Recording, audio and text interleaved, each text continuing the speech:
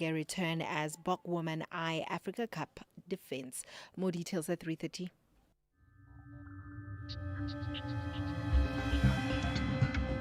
The National Pulse with Ashraf Garda on SAFM. You're listening to the National Pulse, weekdays 3 to 6 p.m. It certainly is the National Pulse. And what are we going to be talking about today? The one piece of news is that the son of Robert Mugabe being deported as I speak. That's an issue we're going to talk about. And his suspension, or his sentence rather, around the issues of a firearm is bound to get a reaction from you. I'm sure about that. There's more. We'll talk to Herman Mashaba from Action SA right now. They have joined the March and March around the issues of undocumented foreign nationals, in this case in Johannesburg. We'll talk about that too. And there's more. There's also other issues we will touch on, including the MK party later on and how they gear up for local government elections and their own unique way of doing things. But there's other issues. There's an issue around overcrowding in Gauteng schools, and the numbers are pretty shocking. And maybe the bit of good news around the reservoir, the Brixton Reservoir, up and running. We'll chat to the Joburg Mayor, Dada Morero, coming up later on. All of that and more. This is the National Pulse. You certainly drive the pulse of the nation by your own thoughts. So you tell me what moves the pulse today by calling in live when we open the lines to 086 000 2032, WhatsApp 0614 104 107, text or voice note, 30 seconds please when you do send a voice note. And as always, you can tweet by tagging us on SFM Radio on the X platform and the same on Facebook as well. Looking forward to engaging with you all throughout the show. First things first, it's Action SA's Herman Mashaba. This Freedom Month, we reflect, we remember, and we celebrate how far we've come. 30 years into democracy, South Africa continues to shape a future grounded in justice, equality, and opportunity for all, under the theme Freedom and the Rule of Law. 30 years of democratic citizenship. SAFM will bring you all things freedom, the voices, the stories, and the conversations that matter. Join us as we honor the journey and explore what freedom means today. SAFM, leading the conversations that move us. Ashraf Garda on the National Pulse. There's certainly been a high degree of activism in a few major cities in South Africa in the last few days. The city of Durban or Tshwane or Teguine last week, and then Pretoria, Tshwane yesterday, today Joburg, all centered around one theme: the issue of undocumented foreign nationals and what to do about them, because of the perception or perceived in this case, perception that government ain't doing much about it, whether it's national or local. As a result of that, specifically the March and March movement, they've been at the forefront of it all. But this time around in Joburg, Action SA has joined the March and March. So let's find out about it from an Action SA point of view. With me is the leader of Action SA, Herman Mashaba. Herman, appreciate your time here on the National Pulse. Yes, good afternoon, Ashraf, and thank you for the opportunity. And Ashraf, this issue of undocumented foreign nationals, it's a cancer that all of us as South Africans are not really prepared to really deal with it. It's going to, unfortunately, kill all of us one day, or we'll have no country left. Let's touch on that. If it's a cancer that's going to kill all of us, tell me, why is it a cancer for you, and why will it kill all of us? Okay, let me just give you a practical example. One just example of thousands. Right now, we're busy dealing with a case of a young man, 27 years, from Vosloorus, who was running his own spaza shop in Vosloorus, and the Somalians, illegal criminals who are in our country illegally, have been pushing him to leave the shop because they wanted it for themselves, and he refused. Because, as you are aware, this government never failed to create employment opportunities for our people. On the 2nd of this month, he was kidnapped. And it took me last week, after hearing about this matter, when I brought it to the public's attention, when the police started doing something about it. and if you can look at the manner in which the police handle this matter, you can see that their participation in the corporation in this particular matter. This is just one example. And you look at now All right. how... In that case, am I right? You're talking about Mazwi Kubeka, right? Is that correct? Exactly. All right. Exactly. Just staying on that point there. We heard initially that the allegation where they were Pakistani nationals. You say now it's Somali nationals. What I'm saying is a crime is a crime, right? How would you link this to a foreign national-based crime from people who are operating illegally, meaning there are South Africans who also commit crimes that are illegal if it's kidnapping? Well, Ashraf, honestly, for anyone to tell me because the South Africans commit crime, therefore we must be comfortable that illegal criminals must come and also commit criminals. It's actually, for me, it's an insult to us as South Africans. Please show me any country in the world that does not really have crime. So South Africa today, we sit with the highest murder rate in the world. We have the highest sustainable unemployment rate in the world. Every 5 minutes, a woman is raped in this country. Now, with all these problems, you want us to compound this problem by allowing criminals coming, live in their own country, bringing criminality into our country. I think it's an insult for anyone to say because South Africans are committing crime, therefore we must allow other criminals from all over the world to come here. But let me be clear. I don't know when I may have suggested that we should be comfortable. I'm saying crime of all sorts, kidnapping is just horrific, no matter what the situation may be. So there's no way we can be comfortable with it completely, right? But here's the point. To go back to your point, that do we see crime committed by foreign nationals as a different crime to crimes committed by South Africans?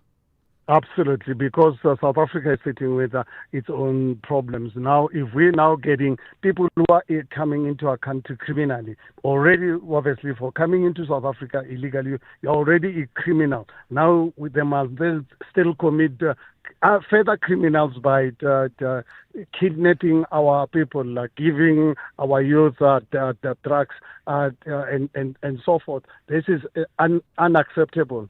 You can look at how they've now captured our criminal justice system. Our police are so corrupt. We've now just experienced it from the Matlanga Commission. Are we prepared to still further accept this? This is unacceptable. Let them leave us alone to really deal with our own problems here in South Africa. But I hear you. Listen, I don't think anybody can defend undocumented foreign nationals in any country in the world. By its nature, it's illegal. But as you said, they've captured our criminal justice system or police, maybe you've said that.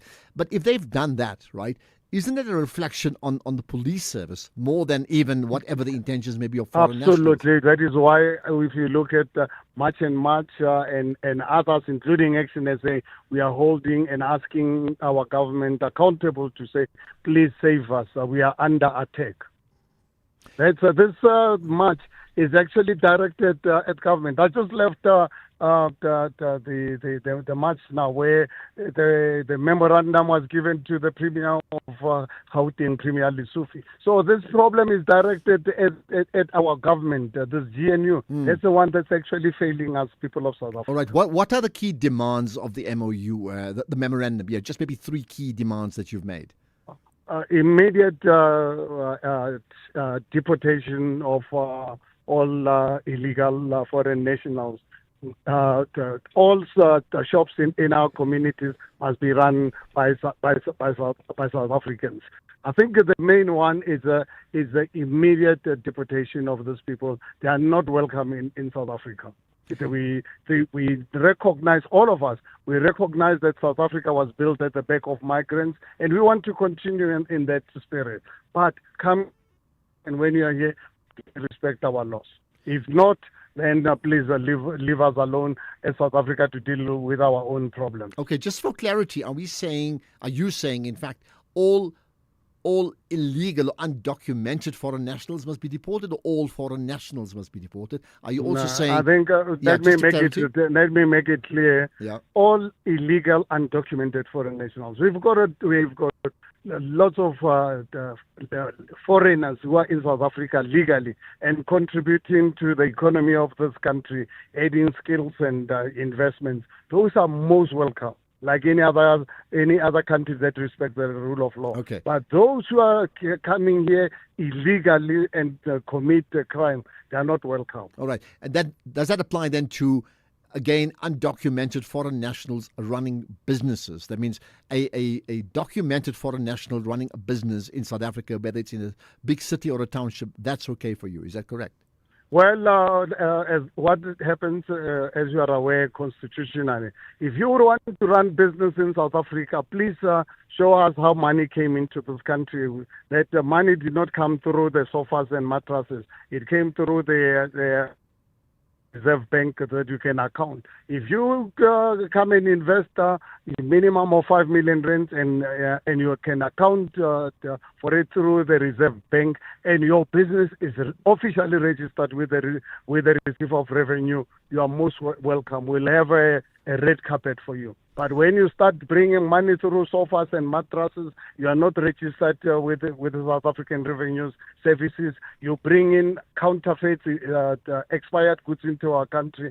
That you must know you are not welcome to South Africa. All right, let's try and look at this practically. You know, how many, in your opinion, in terms of the numbers that you have at your disposal, yourself and March, how many undocumented foreign nationals do we have in our country?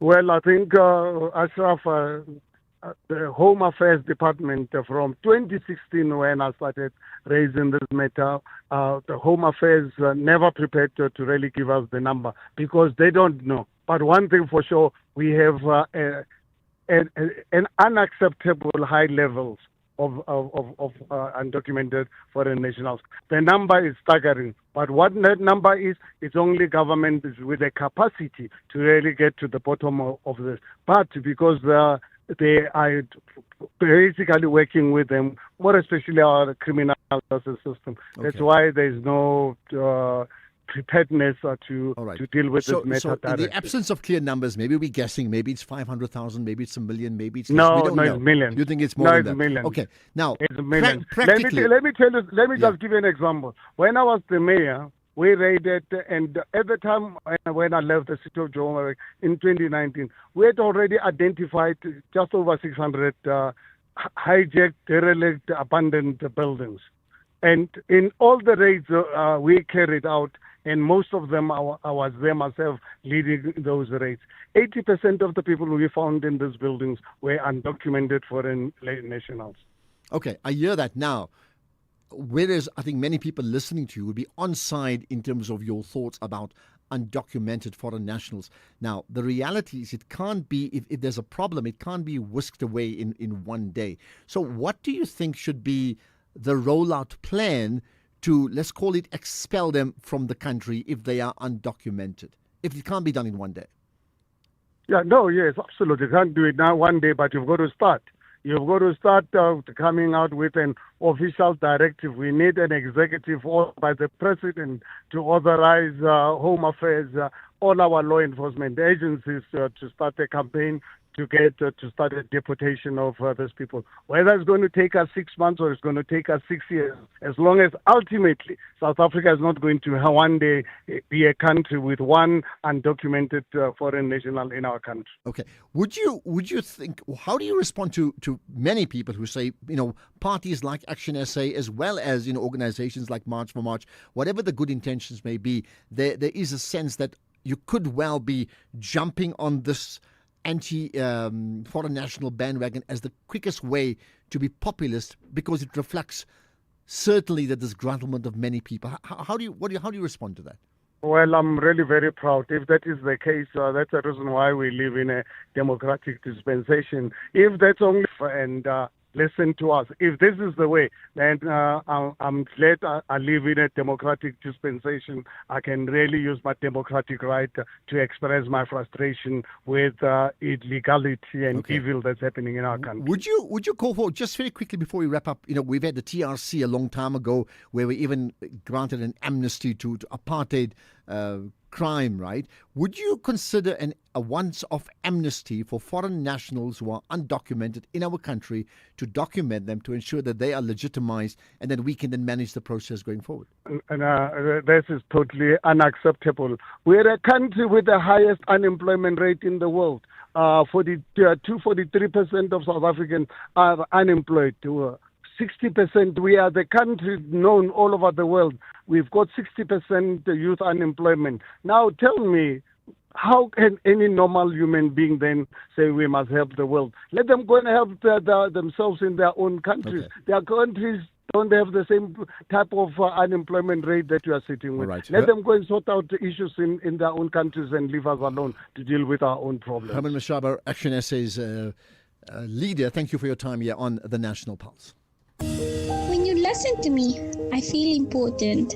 When you hug me, I feel safe. When you talk with me, I learn. Your love and attention helps your child grow strong and confident. Listen, comfort, and connect with him, because every child deserves to feel seen, heard, and loved. Visit holdmyhand.org.za.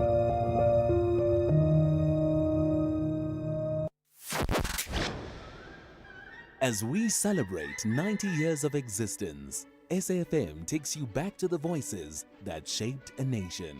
Berea, the home of the four bespectacled Tisson brothers, all of whom work or have worked on the English service, particularly Audio Mix and Radio Today. Watch how the night proceeds towards dawn. And I need a lot of consoling when I started the early program. People couldn't believe that John O'Donnell and B. Reid were chosen for the early morning program, because if ever two announcers used to want to swap a morning shift for an afternoon shift, John and I would do it.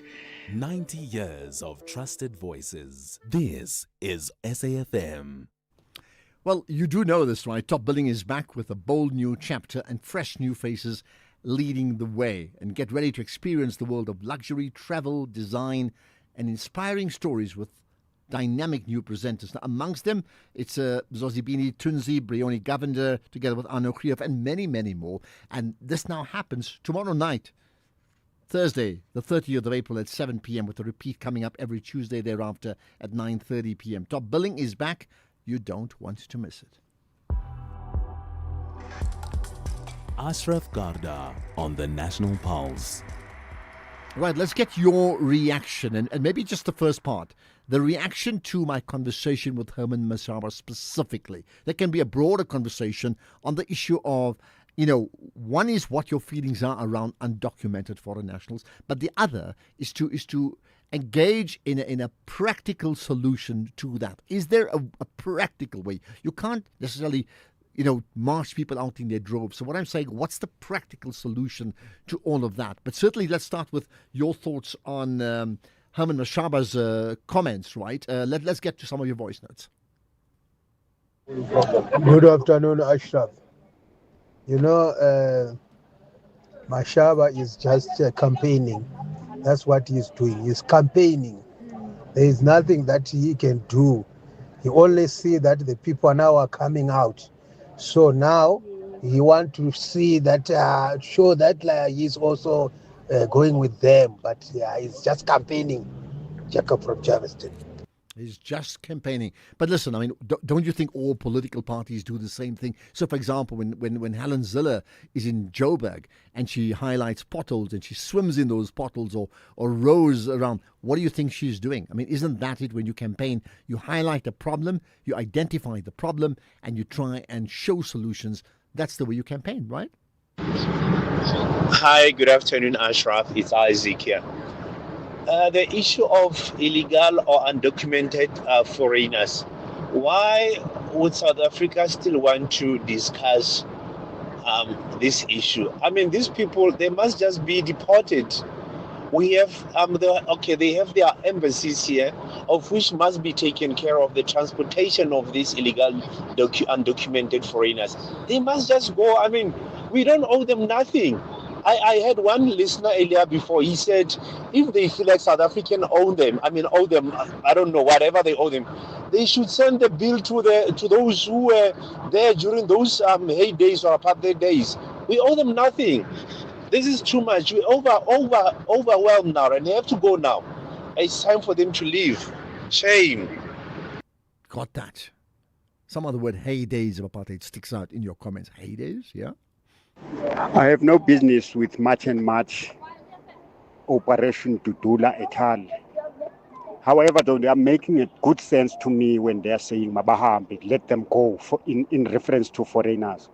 We can't have people arriving in our country and bullying us with only one line that says South Africa belongs to all those who live in it. They don't live here. They arrive here illegally.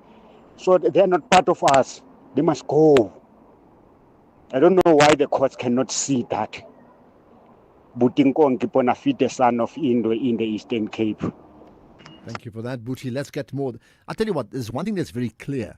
Whichever way you see it, the issue of foreign nationals is one of the top of the agenda issues in our country, and government, whoever government is, must resolve it. They have to. Baleni in Mtata, hello. Hello, sir. Yeah, you're live. Go for it. Hello. Yeah. You know, Mr. Herman Mashaba is trying to be popular by hijacking this March and March thing with the purpose of campaigning for his party. That is not going to help. Let me just be clear on that. That is not going to help his party. Why do you say he's hijacking March and March? What tells you that he's hijacking it? Now, all along, why him and his party were silent concerning this thing. Then when the March thing or people started to move around, they joined. Why? All right, Baleni, you made your point. Have they been silent? I somehow disagree with you. I don't think Action SA has been silent. They've had a position on this for a long, long time. Right, thanks for that call. Sabata in KZN, you live, go for it. Yes, Ashraf. I just want to start by explaining that the word illegal or undocumented is not some fancy word. It means unlawful. I have a problem with you journalists trying to rationalize it and giving suggestions like just people give them amnesty for breaking the law for being in a country unlawful. There's no other country which such nonsense has ever been suggested to. We are the first, and you don't find it ridiculous to even suggest such a thing. I'm very disappointed because people who are not affected by this are quick to try and rationalize the yeah, but you see, I'll tell you where I disagree with you. I mean, my job is merely to ask questions. You don't know what my personal feelings are about it. I'm saying that's an option because of we have to deal with this powder keg of millions, according to Herman Mashaba, of undocumented foreign nationals. And you're quite right.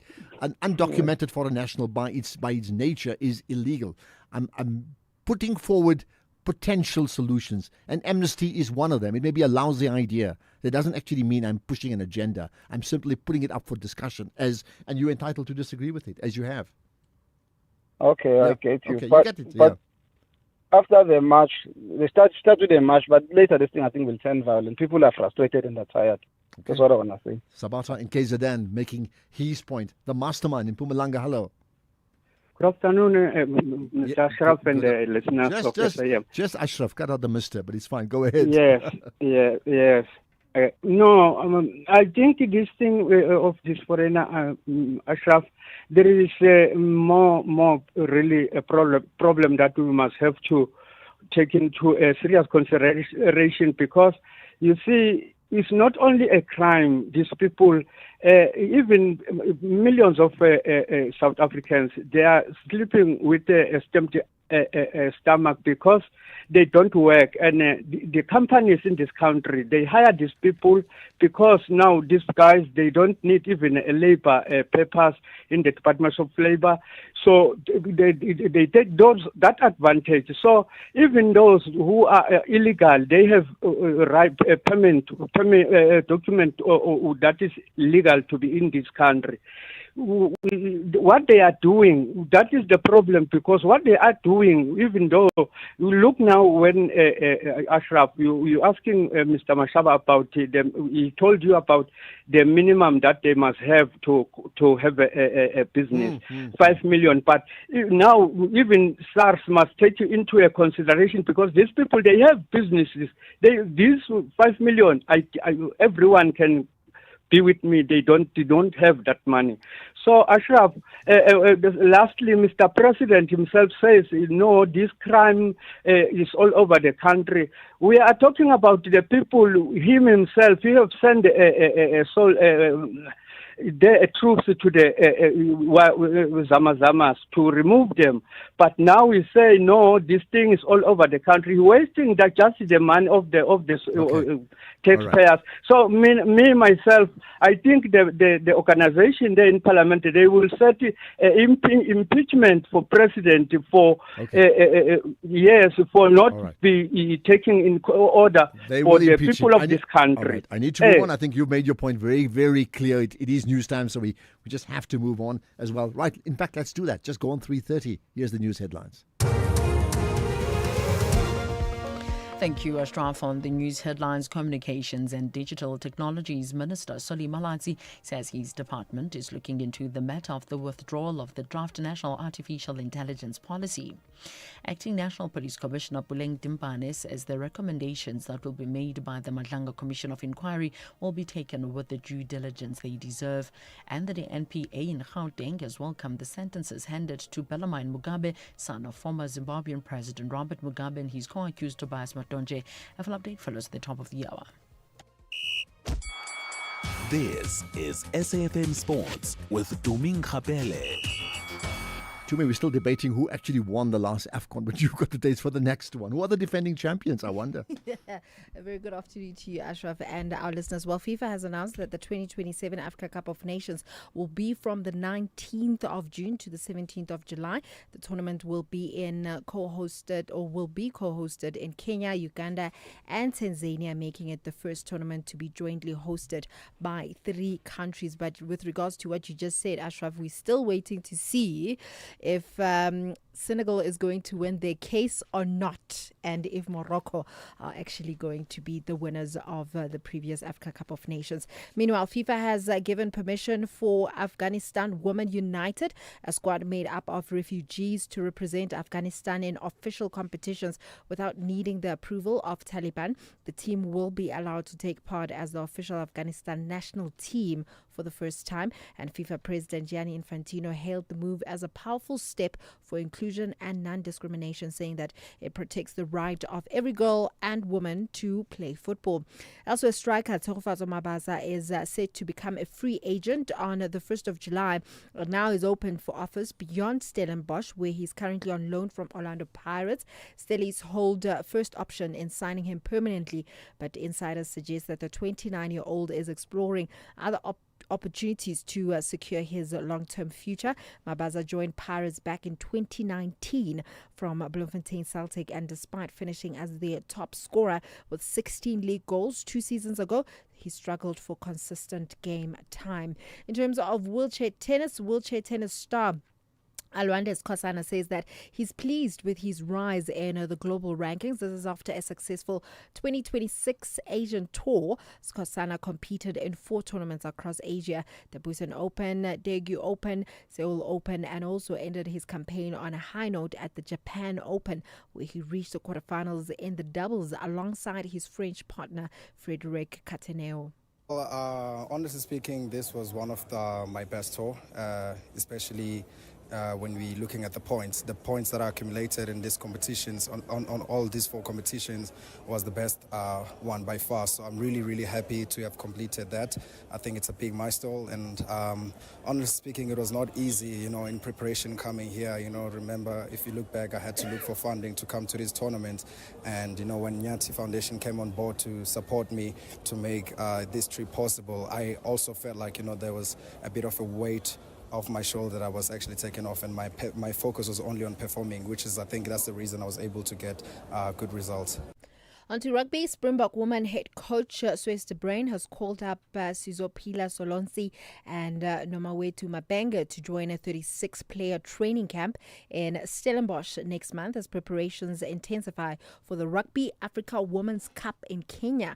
Now, the squad assembles on the 10th of May with a final group of 28 to depart for Nairobi on the 20th of May to defend the continental crown. South Africa, who are ranked 10th in the world, face Madagascar on the 23rd of May, Uganda on the 27th of May, and they also host Kenya on the 31st of May. Finally, in athletics, after winning the inaugural Simbini Classic, a Continental Tour Silver Challenger meeting at Pearl Ditch Stadium yesterday, South African medal star Tshepo Chite has opened up about his strong start to the season and his plans going forward in an interview with SABC Sport. So far, everything is aligning according to our plan, me and coach. Then it's all about trying to hope that my body doesn't break down. Try to try always to sustain me until August. Because, changing everything is not guaranteed that our plan is going to go according to the way we want it. It's just all about praying for my body to be able to sustain me. Yeah, even African Champions is on our plan. Yeah, because I wanted to run 5,000, then I haven't qualified yet. But the plan is all about to try always to qualify with 5,000. Then if I can qualify with 5,000, then I'll go to Commonwealth. But if I didn't, then I don't think I'll put them in my plan to run 1,500. Yeah. Then Ashraf, before I leave, for football fans who want to go to the World Cup, lucky and some good news for them. Actually, it's called the Lucky Fans Competition. It's officially open. All you need to do is just send a 30-second video demonstrating your passion for football, club loyalty, and why you deserve to represent South Africa at the World Cup. You can get the link from the Department of Sports website. It's closing on the 1st of May, and the winners are going to get flight tickets, accommodation, match tickets, and ground transport. And the winner is going to be announced on the 5th of May. So if you think you're a football fan and you can show why you deserve to go and represent South Africa as a fan at the World Cup. Are you applying? No. You're not a fan. You're a professional. I'm a professional. Football analyst. Yeah, and everything else that goes with it. Yeah, but like 20 lucky fans will get the chance to go to the World Cup. If I was a fan, I would. You know what's the interesting part about that? Yeah. These 20 no-name brands, right, will be name brands after the World Cup. Yeah. We'll know about these 20 new people. Do you think they're all going to be new? Well, maybe 5 will be old ones, but there'll be 15 new names of people we've never heard of. True. Nancy from Postmasburg or Sipho from Orlando. And because there are a lot of loyal fans that are very passionate about football. So I'm looking forward to hear who those winners are on the 5th of May. I'll have more on other sports in the next hour. Okay. Neighbor to neighbor. Chomi, this one is for you. The time is now. If you are still using a SASSA Gold card, it's time to replace it with a Postbank Black card. Visit a selected Postbank replacement site near you. Bring your ID and get your Postbank Black card. For general questions, call Postbank Customer Care on 0800 53 54 55. To find active replacement sites, dial *120*355#. Postbank will never ask for your PIN. Terms and conditions apply. Kathy Mutlatlana on the National Briefing.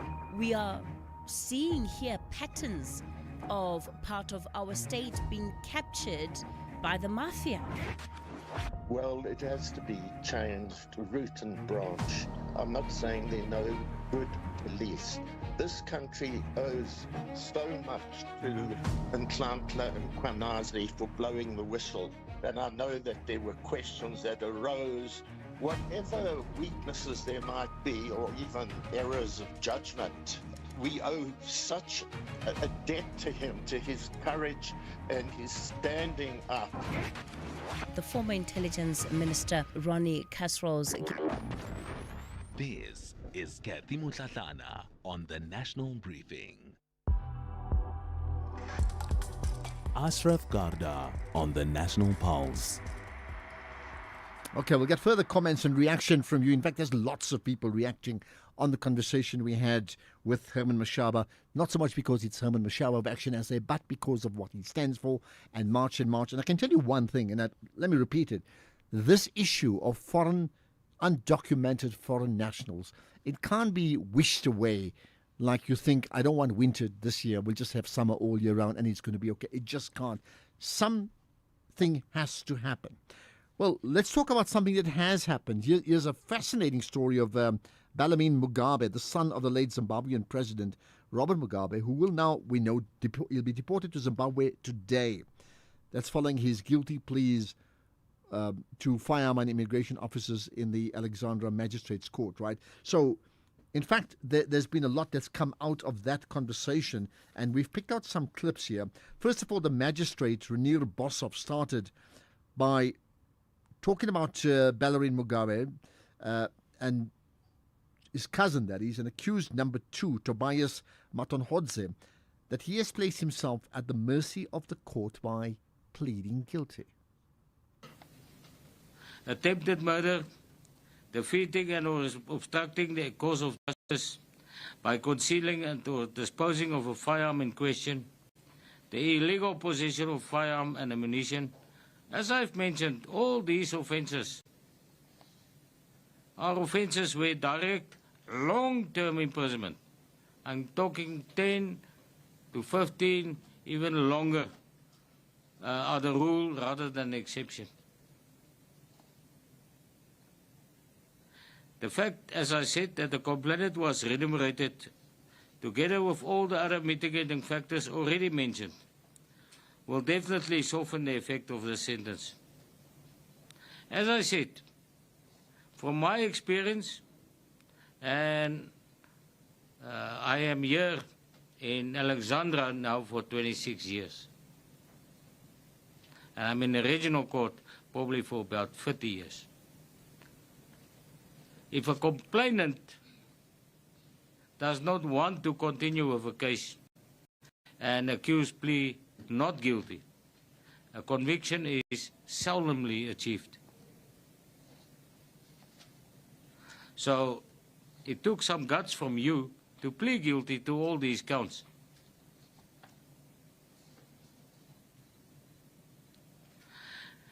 So basically what you did is you put yourself, number 2, at the mercy of this court by pleading guilty. So that says quite a lot in your favor. So the court, with regard to you, is of the opinion that the following is a well-balanced sentence. And normally, direct long-term imprisonment is applicable for these offences. All right, let's then get to the sentence, and I'm sure that is bound to cause a reaction from you. Magistrate Renier Boshoff then reading out the sentence for Ballerine Mugabe. I do not know whether the second accused took the rep for you.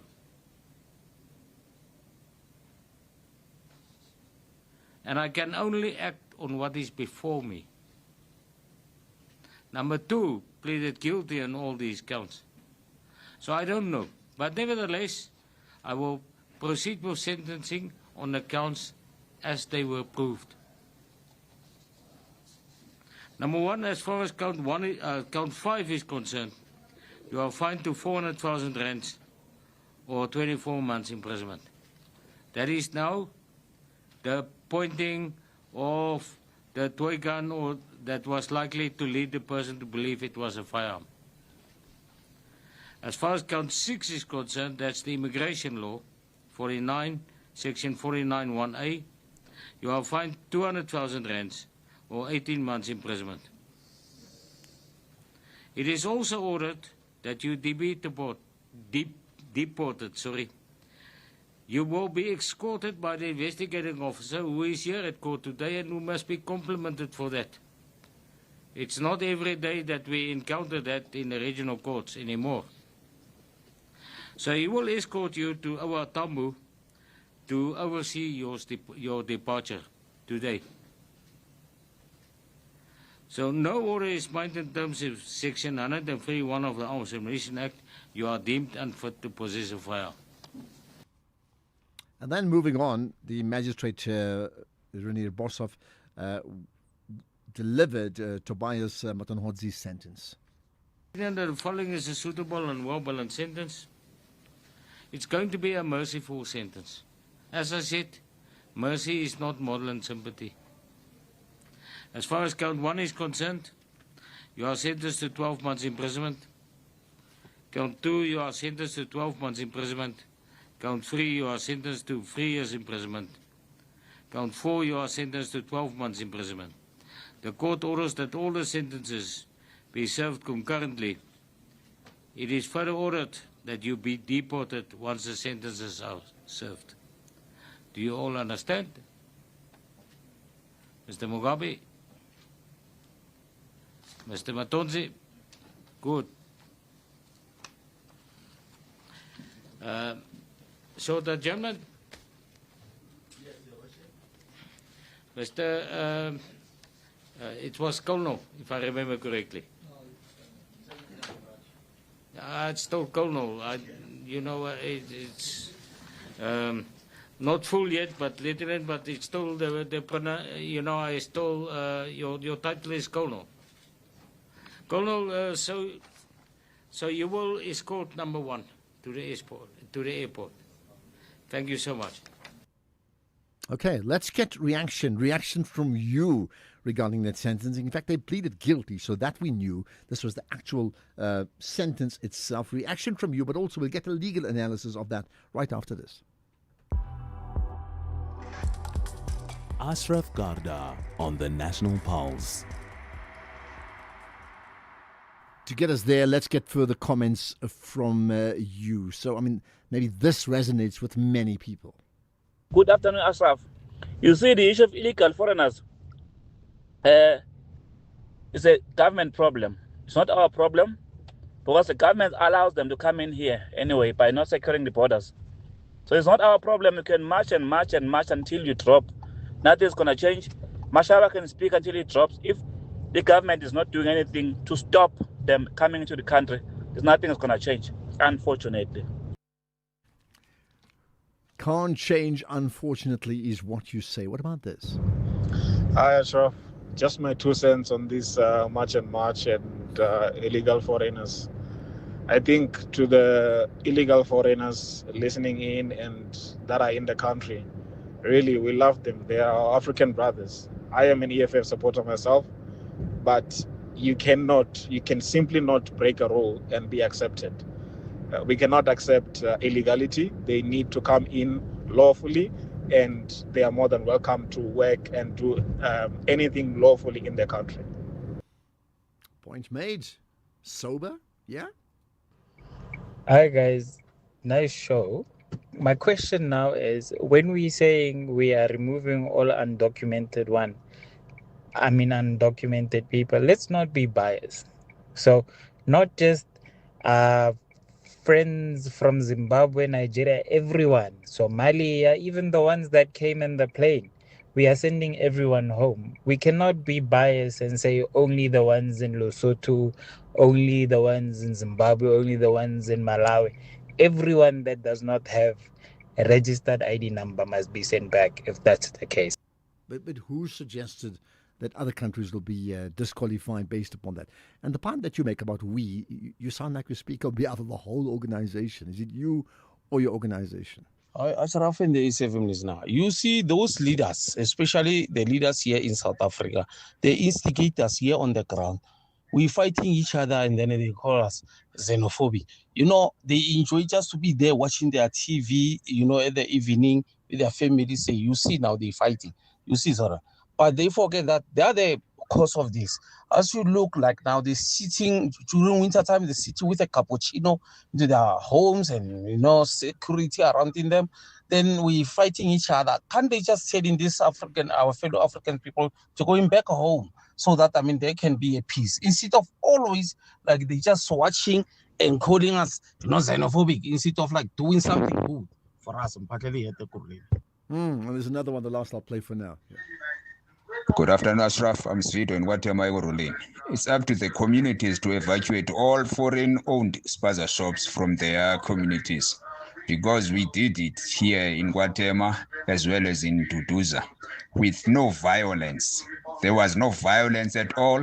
You start by telling those who are renting out their houses, back rooms to these people, or their spaces or their properties, to these people, not to continue doing that. And then the rest is going to be history. Thank you. Okay, I'd love to know more about how, as you said, Kotema got it right, if that's the case, and what then happened to these people. once you told people they can't rent out to them because they undocumented foreign nationals. What then happened to them next? In fact, we'll get a legal analysis of the sentencing of Bellarmine Mugabe right after this. In life's most challenging moments of loss, compassion can be your greatest comfort. You shouldn't have to face the financial burden of losing a loved one by yourself. Rest assured, Clientele's funeral plans pay out cash within 24 hours. You can cover up to 13 family members on one plan, ensuring all your loved ones are taken care of, and 3 children are covered at no additional cost. With Clientele, you are not just buying a plan, you are also buying peace of mind. When the time comes, you will need to make important calls with your 200 Rand airtime you will receive when you claim. Plans offer double accidental death cover as well as a transport, grocery and unveiling benefit. Apply today, it's easy. There are no medical examinations and no paperwork. SMS SAFM to 48031. That's 48031. Clientele Life is an authorized FSP and licensed life insurer. T's and C's online. Standard rates apply. With the ever-changing financial landscape, it can be difficult to make sense of all the moves at times. Join me, Jimmy Moyaha, on the SAFM Market Update with MoneyWeb, Mondays to Thursdays, 6 to 7 p.m, as we break down the key market trends, top financial stories, and smart investment insights, all in one place. It's everything you need to stay financially informed and ahead of the curve. Right, stop billing. It happens Thursday night, 7 p.m, starting, tomorrow being Thursday, right? It's finally upon us. This is the new season of Top Billing, and it brings you the very best in lifestyle, luxury, and inspiration, from breathtaking homes and dream destinations to exclusive access to the people shaping culture and success. This is where style meets substance, and every story shines. So you can also stream Top Billing live on SABC Plus. Top Billing, the best of the good life. Ashraf Garda on the National Pulse.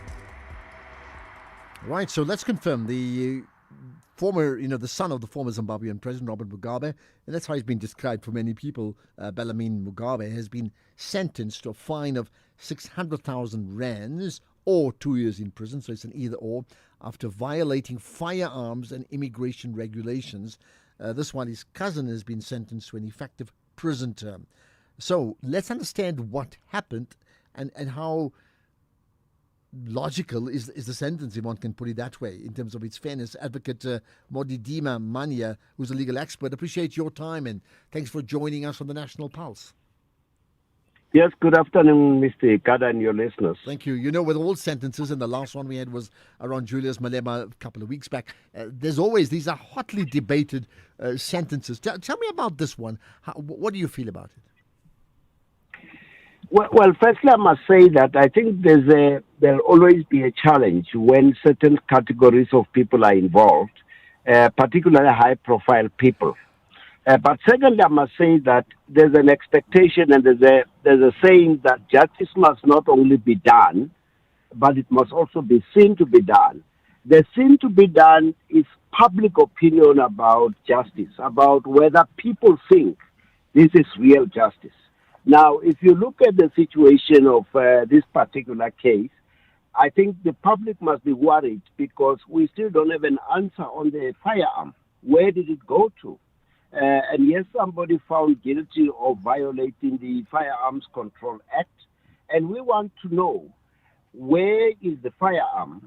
We know that somebody is being paid about 400,000, as we see, who is supposed to be the victim of this thing. This person has not seemingly told us who shot him. I'm sure he knows who shot him and the circumstances under which. So it's a bit controversial, let me put it that way. All right, let's just go back then, maybe first things first, because the sentencing came after an actual admission of guilt. What did the cousins, admit to? Well, it seems that the one admitted to unlawful possession of a firearm, which he has not disclosed. The other one, the cousin, seems to have pleaded guilty to attempted murder. But, this is within the context of what I understand to be a plea bargain arrangement. All right. So in that plea bargain arrangement, lots of conversation around the firearm, this missing firearm, and the comparisons to the Julius Malema one, where there was no option for a fine but actual custody. Explain the difference.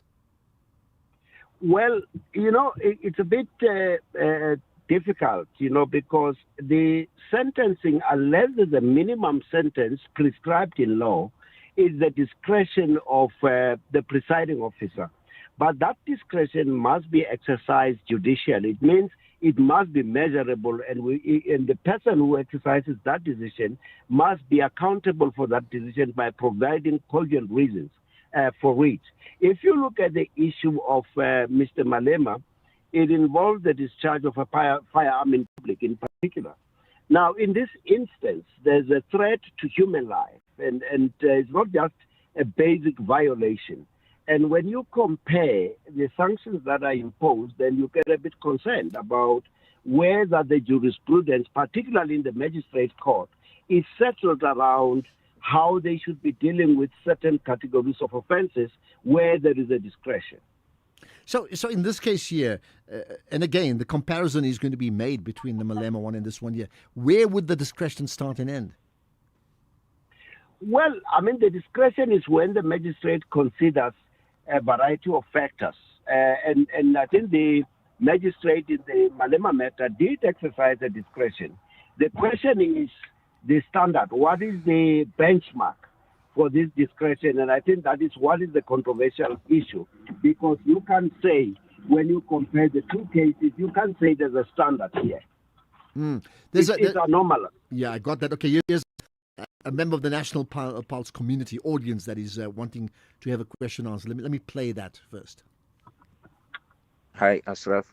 Can you ask your lawyer, the legal expert, why do judges keep on lying and talking about concurrent sentences when they've already taken a decision at the Constitutional Court that no one can serve consecutive sentences?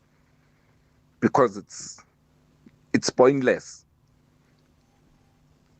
Okay, got that. Concurrent versus consecutive. Respond to that question.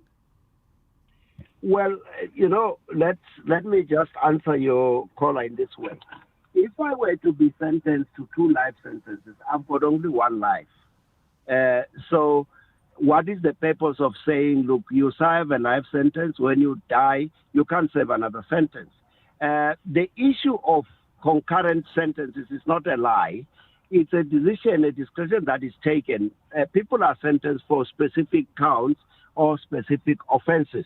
And it is up to the court to decide whether they think it will serve a purpose for this person to serve concurrently or consecutively. And I think that is where, it's difficult to really explain what judicial discretion entails, but it is the authority which presiding officers have to determine what is appropriate in the circumstances.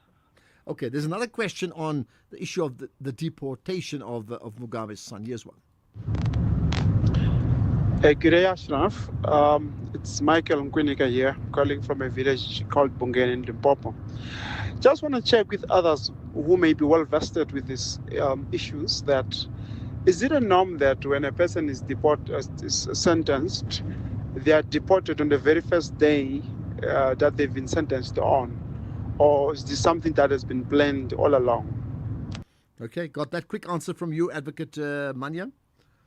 No. If you look at this particular sentence, there's a custodial sentence and the option of a fine. If you pay the fine, it means you are not going to do the custodial sentence.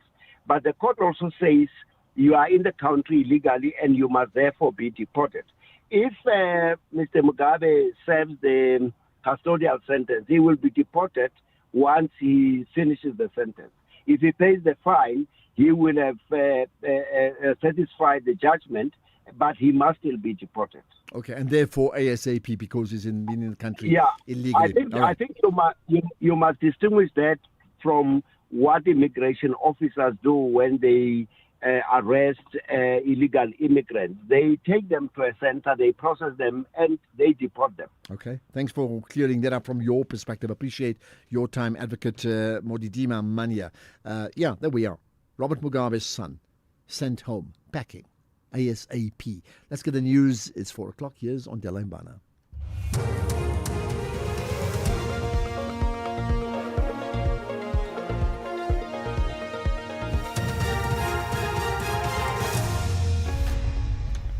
Thank you, Ashraf. On the top stories, Malatsi expected to account before Parliament over draft AI policy, and analysts say fuel price hike will deal a blow to the economy. For SFM News, I am Ondela Mbana, and a very good afternoon. Parliament's Communications and Digital Technologies Committee Chairperson Kusela Diko says Minister Solly Malatsi will soon be hauled before Parliament to account for the withdrawal of the draft National Artificial Intelligence Policy. Malatsi withdrew the draft AI policy after it was revealed that it contains fictitious sources in its references. He says his department will treat the matter with the gravity it deserves. However, Diko says the committee will process 2 complaints against the department. Fortunately, consequences are going to have to follow, and Parliament does demand accountability from the Minister in this regard. As the chairperson, I've already received 2 letters from the African National Congress and Umkhonto weSizwe Party requesting that we invite the Minister to the Portfolio Committee so that he may elaborate on how such a matter would have happened. The AI policy was really supposed to be the bedrock of one of the most transformative technologies of this 21st century. It's really disappointing that the department would fall itself into some of the ills and challenges that define the use of AI. We would have thought that they would consider this matter better. Acting National Police Commissioner Puleng Dimpane says the recommendations that will be made by the Madlanga Commission of Inquiry will be taken with the due diligence they deserve. The SAPS and the IPID are currently briefing Parliament's Portfolio Committee on Police on their 2026-27 budget and annual performance plan, including their strategic plan. Dimpane told the committee that the work of the Commission, including Parliament's ad hoc committee looking into concerns around issues of national security, cannot be seen as side issues in efforts to fight crime. Chair, just as a reminder, as I indicated, we do have 8 of these priorities. At the top of this list is the fight against crime, corruption, including the Madlanga Commission recommendations, fight against organized crime and criminal syndicates. Number 3, we have to ensure that we deal with gang violence and illegal mining. Number 4, we have to ensure that there's a multi-sectoral approach to tackling crime, including violent crime, particularly against women and children. At number 5, these priorities, we have to ensure that we tackle gun crime. The NPA in Gauteng has welcomed the sentences handed to Bellarmine Mugabe, son of former Zimbabwean President Robert Mugabe, and his co-accused Tobias Matonje. The Alexandra Regional Court sentenced Mugabe to 24 months imprisonment or a 400,000 rand fine for pointing a toy firearm in a separate incident before the Hyde Park shooting in February. He was handed another 18 months imprisonment or a 200,000 rand fine for being in the country illegally. Meanwhile, Matonje, his cousin, was sentenced to 3 years imprisonment for attempted murder for the Hyde Park incident and further handed a total of 3 years jail time for 3 other charges. Gauteng NPA spokesperson Mahaboke Mutlatlule. The NPA commends the successful prosecution of Bellarmine Mugabe and Tobias Madonodze and the work of the prosecution team in securing these convictions and sentences. This outcome reflects the strength of the state's case and its commitment to ensuring accountability through effective prosecution. The NPA remains steadfast in its mandate to uphold the rule of law and ensure that those who commit serious offences are brought to justice. Analysts have pointed out that the anticipated fuel price hike in May will deal a blow to the economy despite the fuel relief measures extended by government. This week, the National Treasury announced an extension in the general fuel levy relief in May. Motorists using petrol cars will continue to receive a 3 rand per litre relief, while those using diesel will benefit from a 3 rand 93 cents per litre discount. Independent economist Elise Kruger says the upcoming fuel price increases are likely to could trigger a widespread upward price shock in the economy. She says inflation could average up to 4.6 if fuel prices remain elevated. On the petrol price, the April increase will be followed by another increase of around 2 Rand per litre next week on the 6th of May. And this is excluding any potential increase in the slate levy. Similarly, for the diesel price, the April increase of 7.37 will be followed by another increase of around 3.60 on 6 May. So cumulatively, if you look at April and May, the petrol price is up by about 5 Rand per litre, and next week the diesel price will cumulatively be up by about 11 Rand per litre. So this remains a notable shock to the economy, and the probability that it could trigger a widespread upward adjustment in prices across the economy remains quite high. The Federation of Indian Airlines says some carriers are on the verge of collapse because of the massive increase in the cost of jet fuel since the beginning of the US-Israeli war with Iran. The BBC's Arunadei Mukherjee has the details. Writing to the Ministry of Civil Aviation, airlines in a distress message have said in order to survive, sustain and continue operations, they need financial support. Aviation fuel prices have soared from $85 a barrel to up to $200 in recent weeks, severely impacting the Indian aviation market, the third largest in the world. They want the government to suspend excise duty on jet fuel and reduce other taxes to help manage their losses. Recapping the top story, Parliament's Communications and Digital Technologies Committee Chairperson Khusela Diko says Minister Solly Malatsi will soon be hauled before Parliament to account for the withdrawal of the draft National Artificial Intelligence Policy. I'm Wandela Mana for SFM News Headlines at 4:30.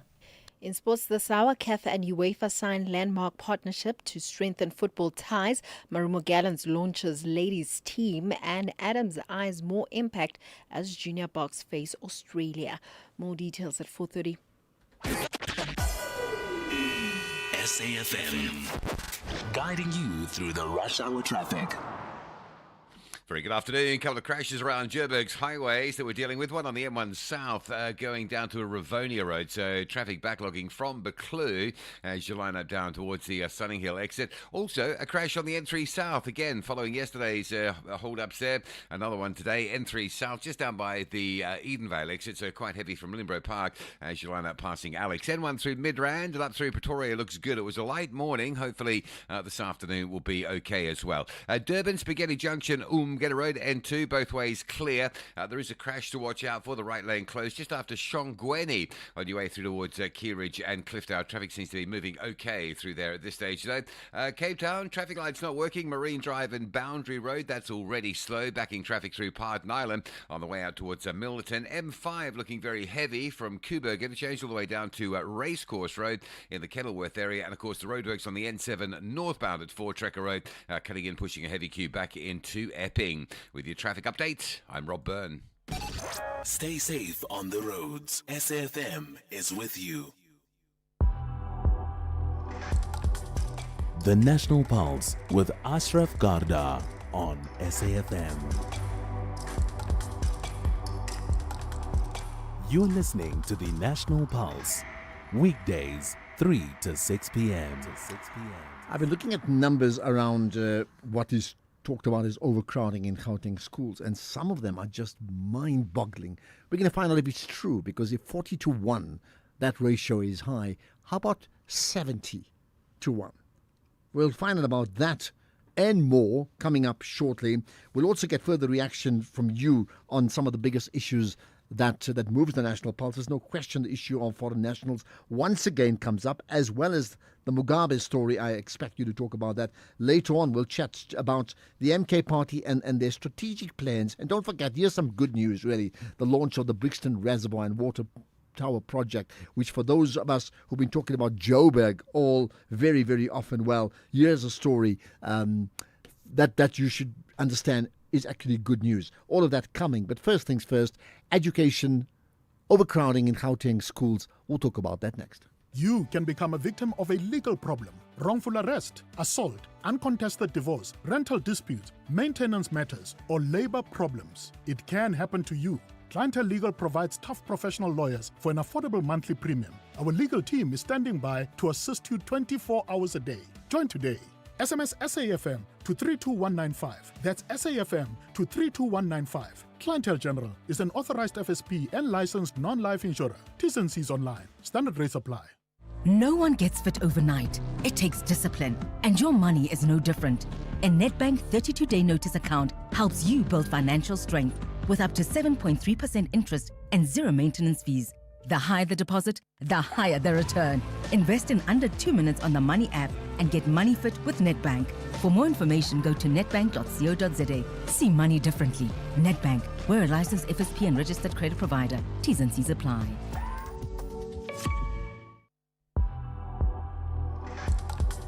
Ashraf Garda on the National Pulse. So, we had the chat with Herman Mashaba from Action SA around their position that undocumented foreign nationals, even and those in business as well, undocumented, they must effectively be removed immediately. And that's an ongoing situation. There's been a march in Joburg today, following on the march in Pretoria yesterday. Many ways headed by March and MO memorandum been submitted as well. There's also been talk, and it's not verified, but if you know more, well, you can be the National Pulse citizen reporter sharing it, that in fact some of these marches, I can't even say who, they are removing non-South Africans from schools. Do you know much about that? I mean, again, in this case, they would be legitimately in schools in terms of our constitution. There's been a story about them being removed as well. If you know much about it, please tell us. We need to know. Let's talk about overcrowding in schools and the sense that there's been massive overcrowding to the point where it is hugely compromised in terms of what can and can't be done. Lebogang Maile is the Gauteng Education MEC. Appreciate your time, MEC. Thanks for joining us. Good afternoon, and thanks for having us. Thank you. Now, look, we do know that with regard to public schools in the country versus, private schools, the numbers are always higher in terms of the ratios. I understand that the maximum allowed is something like 40-1, which is also very, very high. But the numbers I'm getting now talk about even 70-1. I mean, is that true? Context is very important. And I think the first thing we did was to give a synopsis on the state of education, which we did two weeks ago. And not a lot of people paid attention to that because our approach is structured. And the reason why I'm starting like this is because there are schools where the ratio is more than that. But the ratio is supposed to be 1:40, I think, in high school, 1:35. In what you call primary and all that. But when you aggregate our numbers, you look at the number of the teachers that we have and the number of the learners we have, we're sitting at about 1:38. So context is important because the fact that the overall ratio and aggregation gives you at least 1:38, which is we are still within 1:40 and all that. It means there's more other issues involved. It's more complex than that, because sometimes you have someone who would want to go to school X when school Z is available and all that. So it's a bit okay. I do understand. Complex. I understand that, but therefore, in broad terms, if I told you that Gauteng education, overcrowding in Gauteng public schools represents a crisis, would you concur with that or not? Well, it's what we have told you already, and we have even explained that between 1995 there's been 1.4 million learners, and now between 95 and then it's 2.8 million learners, and every year we've got 50,000 learners, and that's why we said we need about 200 schools to be able to manage those numbers.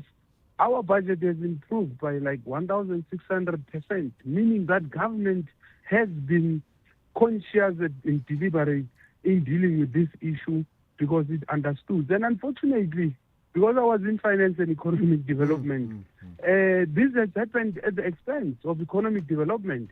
In most cases, and that's why when you look at the budget of economic development, in Gauteng. It has not increased. And I can give you the numbers.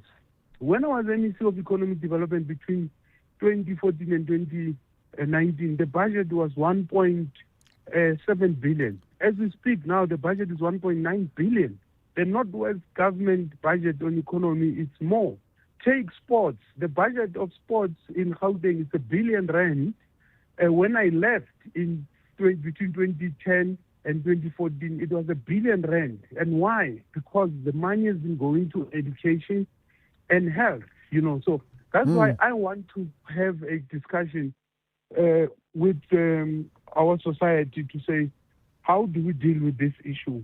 Because you've got people coming here for a number of reasons, including the fact that there are better opportunities. And understandably so. Well, I mean, let's have that discussion. I mean, people are listening to the show anyway. They expect you to provide the leadership, right? So you're given two scenarios that, yes, the numbers are high, but you've also confirmed that there's a crisis. And yes, budgets are an issue both from provincial and national. So if there's a crisis, to what degree has the crisis, has the crisis compromised the learner and compromised the school? And then linked to that, what does leadership say in terms of finding a way out to provide solutions for the crisis?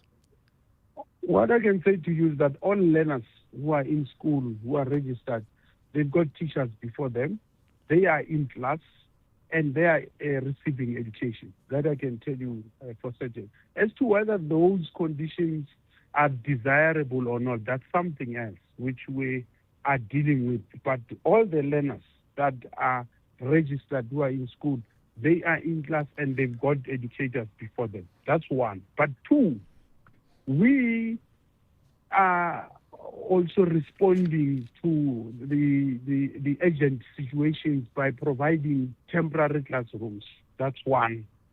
Two, we are looking at other issues like decommissioned schools, which were decommissioned previously, and some of them might be available and be recommissioned. There's 17 of those. But three, we've got schools that used to be owned by missionaries and some churches like the Catholic Church, which are made available to us to buy. We don't have a problem. But when you buy a school, you don't just buy. You must check whether that school is going to, who are you buying it for? In other words, I can't buy a school at the Joburg airport, and then there's kids who are in Alex and all that. And then four, there's a triple P approach, which we said we want to implement, that we are dealing with. So we have a multi-pronged approach. But what is important for us is that we want to be systematic, because this challenge, it's complex. It's also based on objective reality that has been beyond. It's not necessarily man-made. People come to Gauteng every year, 230,000 people. In 1994, there was 7 million people. There's 16 million people now. And we can go on and on about the stats and all that. Yeah, I mean, I hear that. I mean, we've had similar conversations around that, around hospitals and so many other things as well, right? But at some stage, leadership, and I'm not saying you, but leadership at national level and then provincial, has got to be provided. It would be an excuse to a parent or a learner if their reasons for their education being compromised is like, we can't help it because, as you know, so many people are flooding into Gauteng. So what can we do about it? So, I mean, therein lies the problem. So, therefore, my thoughts to you then, right, is, has the morale of schools that you've mentioned and learners therefore been compromised? Leadership has been provided, and that's why we gave a synopsis on the state of education. There's a perspective. That's one. It's very important. We have to be systematic, But the second thing, we've got the numbers. We've got the data. We know where is the problem. We have responded to the problem. And we don't want to respond like firefighters. We are systematic. And that's why we're able to say in this district, this is the extent of the problem. In that district, that's the extent of the problem. And we are responding, but we can't say people cannot come to school. As I speak to you today, tomorrow, there are people who are still coming to school. Bringing kids to schools. So in responding to the problem, lastly, if you and I have a chat, say in the beginning of the new year, with again, schools opening or reopening, what do you think you'll be telling me then? No, I will be telling you that probably there's 30,000 kids who just picked up on the first day of school, and that's because, and that's despite the fact that now in July, I would have opened for the learners to register now in July. I'm going to do that. And I want you to partner with me every day, wherever you are, spread the message and everybody in soccer games and tell people, go and register your kids now in July. I'm going to do it. But I guarantee you, on the 15th of January, most likely 20,000, 30,000 people will be pitching up and saying we want space. When we have given them between July and December. And that's why we're saying this must be a societal issue. We must not treat it as a by the way. We must not treat it as a political football. So why do you think that happens? Because this is an age of massive information. People listening on or watching on TV, listening on talk shows like this, not just in English but in other vernacular languages. People, as you said, they know there's a Chiefs Pirates game when you tell them. Everybody knows about it, so there's no lack of information. Why don't you think people respond as slowly as they do to a position where you'll get 30,000 learners then who do not have a school secured for them on day one because that's the first day they pitch up? Well, there's different reasons. I think both objective and subjective. Some are reasons that are beyond people's control. If, for instance, you have a child that's living with your grandmother and your grandmother dies in December or in January, obviously you have to bring that kid here. But others, people, because we assume that everybody consumes the information through all these mediums. There's people who don't have smartphones still. There are people who are not on social media. There are people who are not listening to radio. There are people who are not watching TV and all that. So there's a lot of reasons. And then there might be people who are absent parents, who are irresponsible, who don't care what's happening. So it's a combination of factors. And I think we will never tire. We've got a responsibility to make sure that we get every child into a classroom and we make sure that every child gets a good education, quality, and we've got a conducive environment. We are going to endeavor to do that. All right, here's the last thing. Assuming they all listen to you and me and register early, that will help you in planning because you'll know where they're going to go to, right? You know which areas they want to be in because, nobody wants to travel, say, from Carltonville to come and school in Joburg. It's just impractical, right? Now, assuming they do that, would you then be able to have the budget to be able to manage that process? Because you also want to keep school numbers down, even in popular schools. You'd rather have more schools than more overcrowded schools. But in all honesty, if you want us to have a discussion about the budget, with pleasure. I'm ready. I was MEP for Finance. Firstly, we refuse to pay for it all. 20 billion rand of our budget is less in Gauteng. That's a fact. And that's money we should have gone to education, to health and all that. That's the second thing I've just said. We have increased the education budget by 1,600% since 1995. Just show me a country that has done that. Thirdly, the money we have will never be enough. However, what we can say for sure is that we are looking at using it efficiently so that we can have more impact. Well, we will. My budget is 70 billion. 52 billion is salaries. 8 billion is in schools. 1.7 billion is so I can give you that. All right. Point taken on the e-tolls. None of us could afford to pay for it anyway, but that's another conversation. Lebogang Maile, the Gauteng Education MEC. So what's going to happen with schooling in Gauteng in a year's time or 6 months' time when the new year starts regarding budgets? We'll get a further reaction on this right after this. Ashraf Garda on the National Pulse. Okay, I certainly welcome your thoughts, because what's being said about Gauteng could well be ditto in many other provinces in the country, particularly those with large metros like Cape Town and Durban, isn't it? Henrika Makaneta is an education activist who's been listening in to the conversation with the MEC for Education in Gauteng. Henrika, appreciate your time. Thanks for joining us on the National Pulse. Thank you very much indeed for having me. Let me also greet the listeners. Thank you. So obviously you've heard Lebogang Maile comment and explaining the problems and the solutions, and maybe some things can't be solved. What do you make of it? Well, there is no doubt that the province of Gauteng continues to face a wide range of problems with regards to issues of placement, but equally, the issues of shortage of schools. The MEC is correct because, there are too many schools in the province where overcrowding is the order of the day.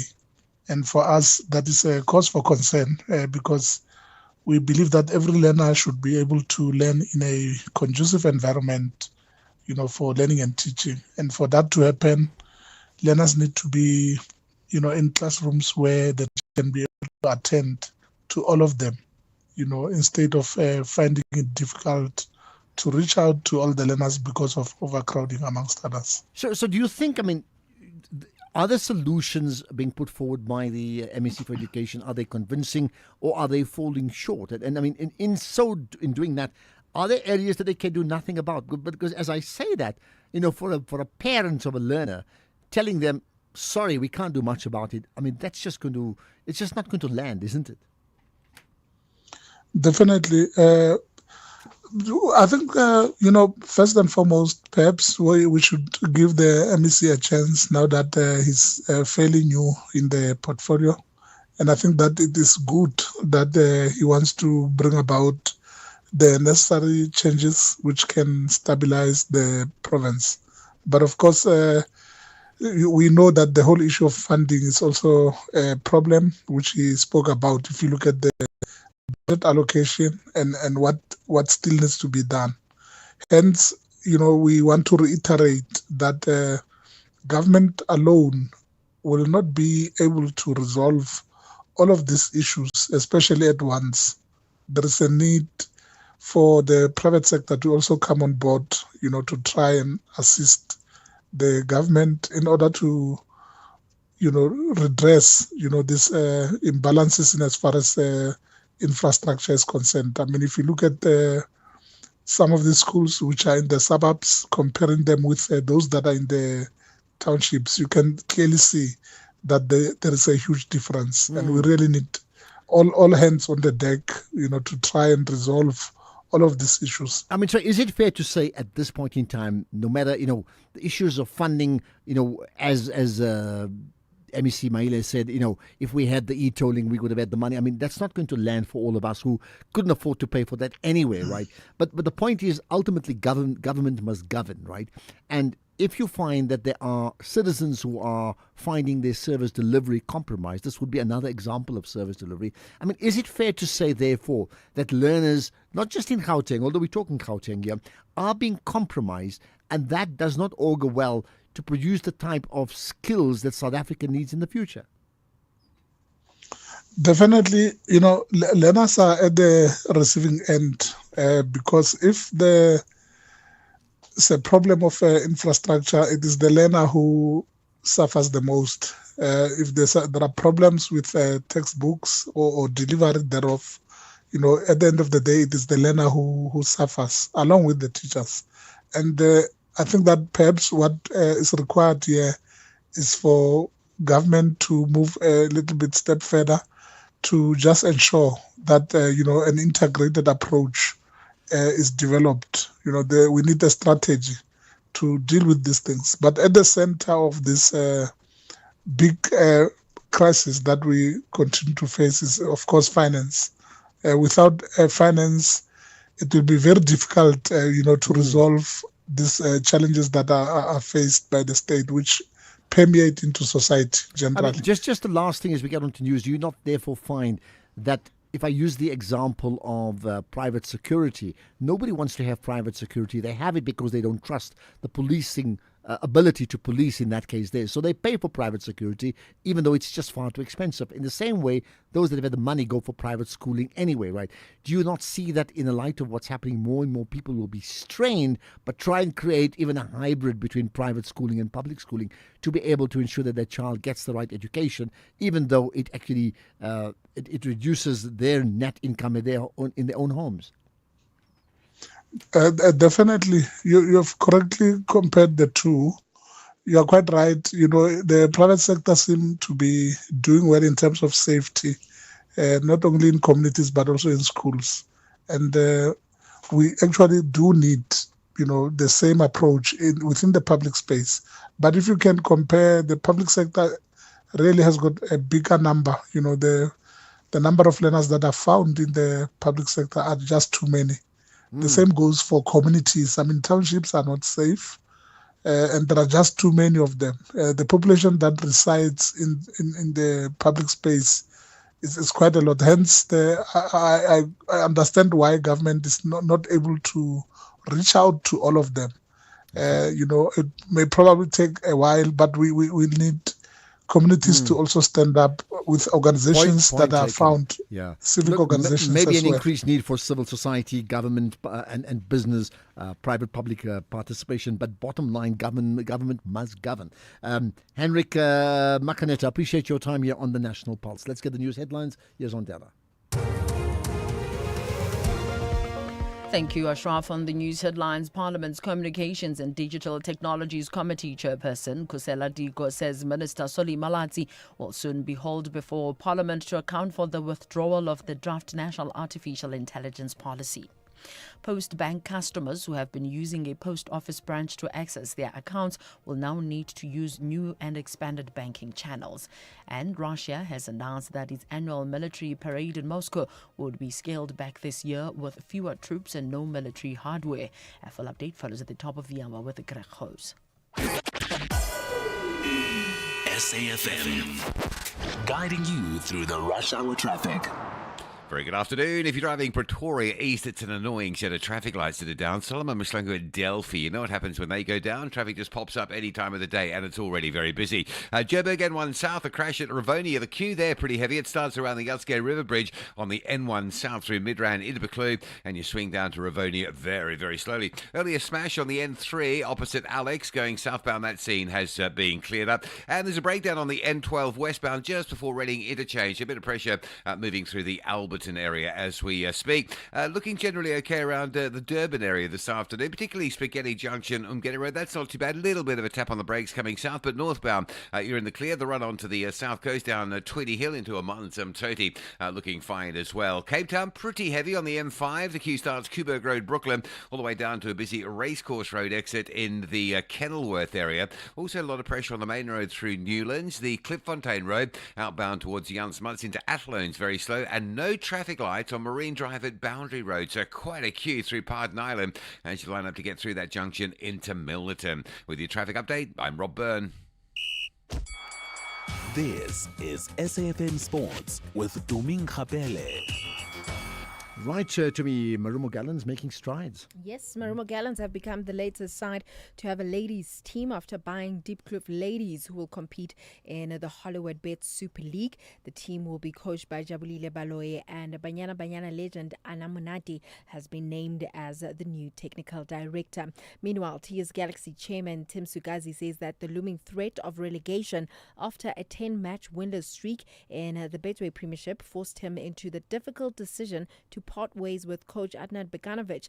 Beganovic has been at the club for over 3 years and was widely seen as untouchable, but Sugazi acted decisively last week, appointing assistant coach Bernard Parker in the interim for the remainder of the season. To be honest, to have a run of 10 matches and 1 point, I don't think anyone would argue against it to say you have been on a bad path. And of course, when it came to a point where we were left with only 5 games, I was clear to say our priorities have changed. Our priorities are now to stay in the league, as opposed to anything else.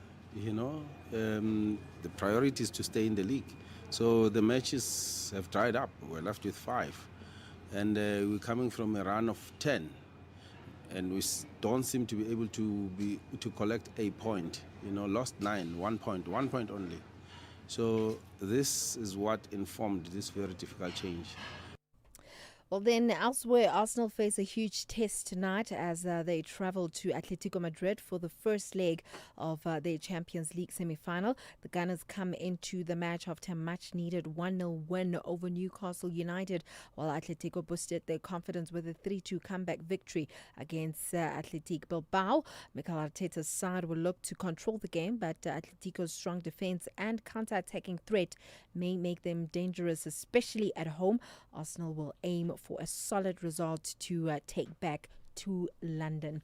In terms of rugby, Ethan Adams will look to extend his explosive form when the junior Springboks meet Australia in the Under-20 Rugby Championship on Sunday. The powerful centre starred in the 48-21 win over Argentina, scoring twice and raking up 126 metres from just 8 carries. The junior Boks lead the standings on 5 points ahead of New Zealand, while Australia sit on 1 after their narrow loss to the Kiwis.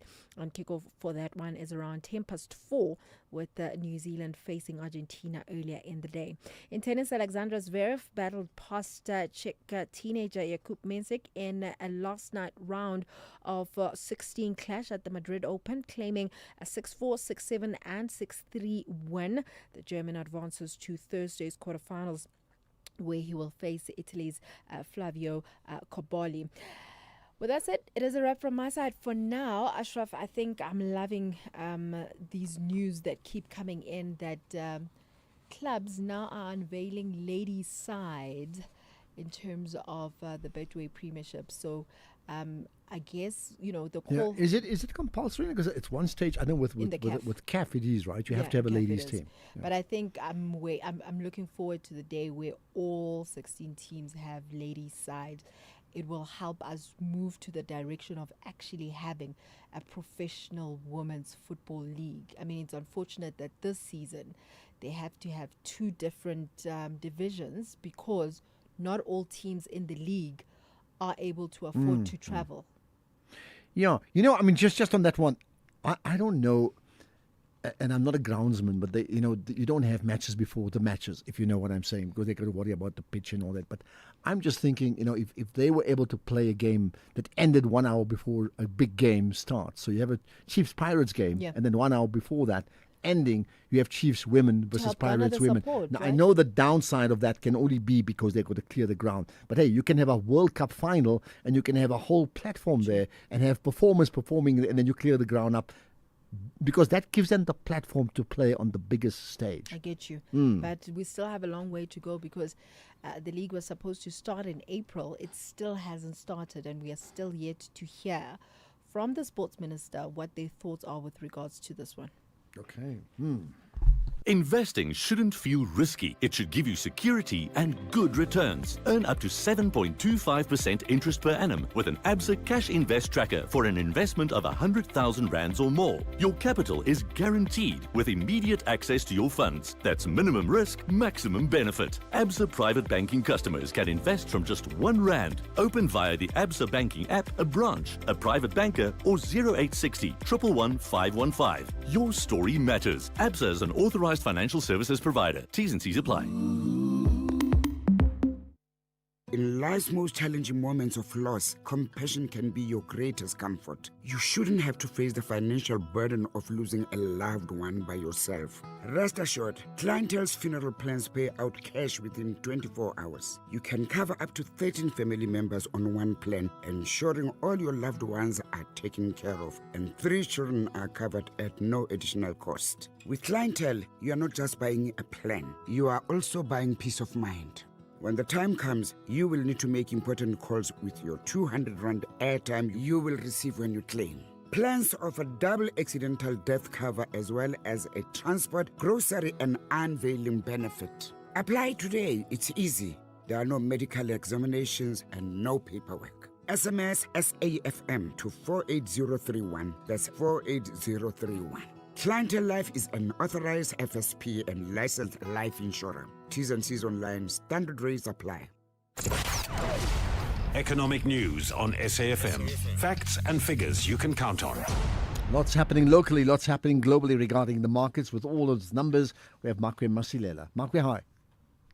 Ashraf, worries about the Iran conflict and the health of the AI sector continue to be on our radar screens, and that's ahead of the U.S. Central Bank interest rate decision, and market participants' mood remained fragile, and the U.S. had warned banks that they are at risk of secondary sanctions if they support Chinese private refiners that buy oil from Iran, cranking up pressure on Iran, even at the cost of further aching Beijing just weeks ahead of the two leaders meeting. And on the other hand, the U.S. signaled that it would stick with a blockade of Iranian ports as it tries to choke off Iran oil exports and force it back to the negotiating table. And a jump in energy prices and disruption to supply chains stemming from the war have raised possibility of stronger inflation and weaker economic growth. And that has prompted policymakers to signal that they are comfortable in their wait-and-see mode. And the rand fell at the back of soft commodity prices, as we know that it is a commodity currency, and also impacted by the US dollar, which continued to stand tall, and that's ahead of that rate decision. And so far, we've seen yesterday, today, Canada left the rates unchanged, but oil hit a one-month high after a media report said the U.S. will extend that blockade, likely prolonging Middle East supply disruption. The market was also waiting for U.S. Energy Information Administration data that is on their stockpiles. Brent crude, as we're talking, is up 6% at $116, but the yellow metal doing the opposite for the very same reasons that are lifting oil prices, and other precious metals were also nursing steep losses. Gold is down 1.6% at 4,524. Platinum down 2.6% at 1,897. Ashraf global stocks trading mainly in the red, joining the bonds, with the JSE down 0.6%, and we have been tracked mainly by our resources, which are down 1.5%. The rand fell 1.1% against the dollar, is now trading at 16.71, 22.53 against the pound, and 19.55 against the euro. Okay, got all of that. Thanks for that, Marco. We'll connect with you tomorrow, but we have an hour of the markets coming up from 6 to 7. Don't miss that. Ashraf Garda on the National Pulse. Right, we're going to get to some of your comments, voice notes. In fact, if you're tweeting, use that hashtag, the National Pulse. Always do that. You can tweet, tag SAFM Radio and me. You can do the same thing on Facebook, and you can find us too on other platforms like TikTok, as well as Instagram too. Have I left anything out? You certainly can do that. And do know we have podcasts as well of all the big conversations we have on the show. And if not immediately, you do find it, you will get it overnight. So please check it out, safm.co.za. Right, let's get your thoughts. The Mashaba factor, Lizo in Gqeberha. Hi. Good afternoon, Ashraf, and your listeners. How are you? Yeah, I'm very good indeed. Okay, what do you want to say? Okay, straight to the point. Look, my friend, I think everybody has exhausted the issue of illegal or undocumented foreigners in our country. I think for what is worse, if the government cannot act now, I think if anything terrible could happen, they will have the blood of anyone who will be sort of affected by this. Because we don't know, I don't know when will people decide enough is enough and decide to be violent. Maybe from your position or point as the host of this show, maybe you can sort of press some right buttons and saying, the sooner people see action, the better. That's all what I wanted to see. Because I don't know how many stories have you guys seen, heard, and read about whereby these illegal foreigners have been found wanting. I'm talking about almost all of them. It's very hard to even see one good nationality that is in this country for a good reason. If they are not staging provocative chants or protests, they are caught committing crimes, be it the nationals from Zimbabwe right now, the then president son, Mr. Mugabe's, the late Mugabe's son, he committed the highest crime also in the country, shooting with a illegal gun. There's a list. So I think maybe the sooner the message gets to reach its intended recipients, which is the government officials, the better. Because I fear what is about to happen. The whole country is on a different mood, and the whole country is about to act. Forget about March and March. Forget about Operation Tudula. I'm in Gqeberha. I can assure you, once the spark is lit, it'll be hell to break. Sorry to use that language, but I must say, the sooner action is done for the right reasons, the better for the South Africans. Thank you very much. Point taken, and I understand where that's coming from. Lizo in Gqeberha. We got further comments. Butana in Rosebank. Hello, Butana. Hello, my brother. Yeah, how's it, man? Good afternoon, Ashraf. Good afternoon to Ashraf, you. My brother, there's no shortage of school in Gauteng. There's shortage of functioning schools. Functioning schools is the problem. There's a shortage. In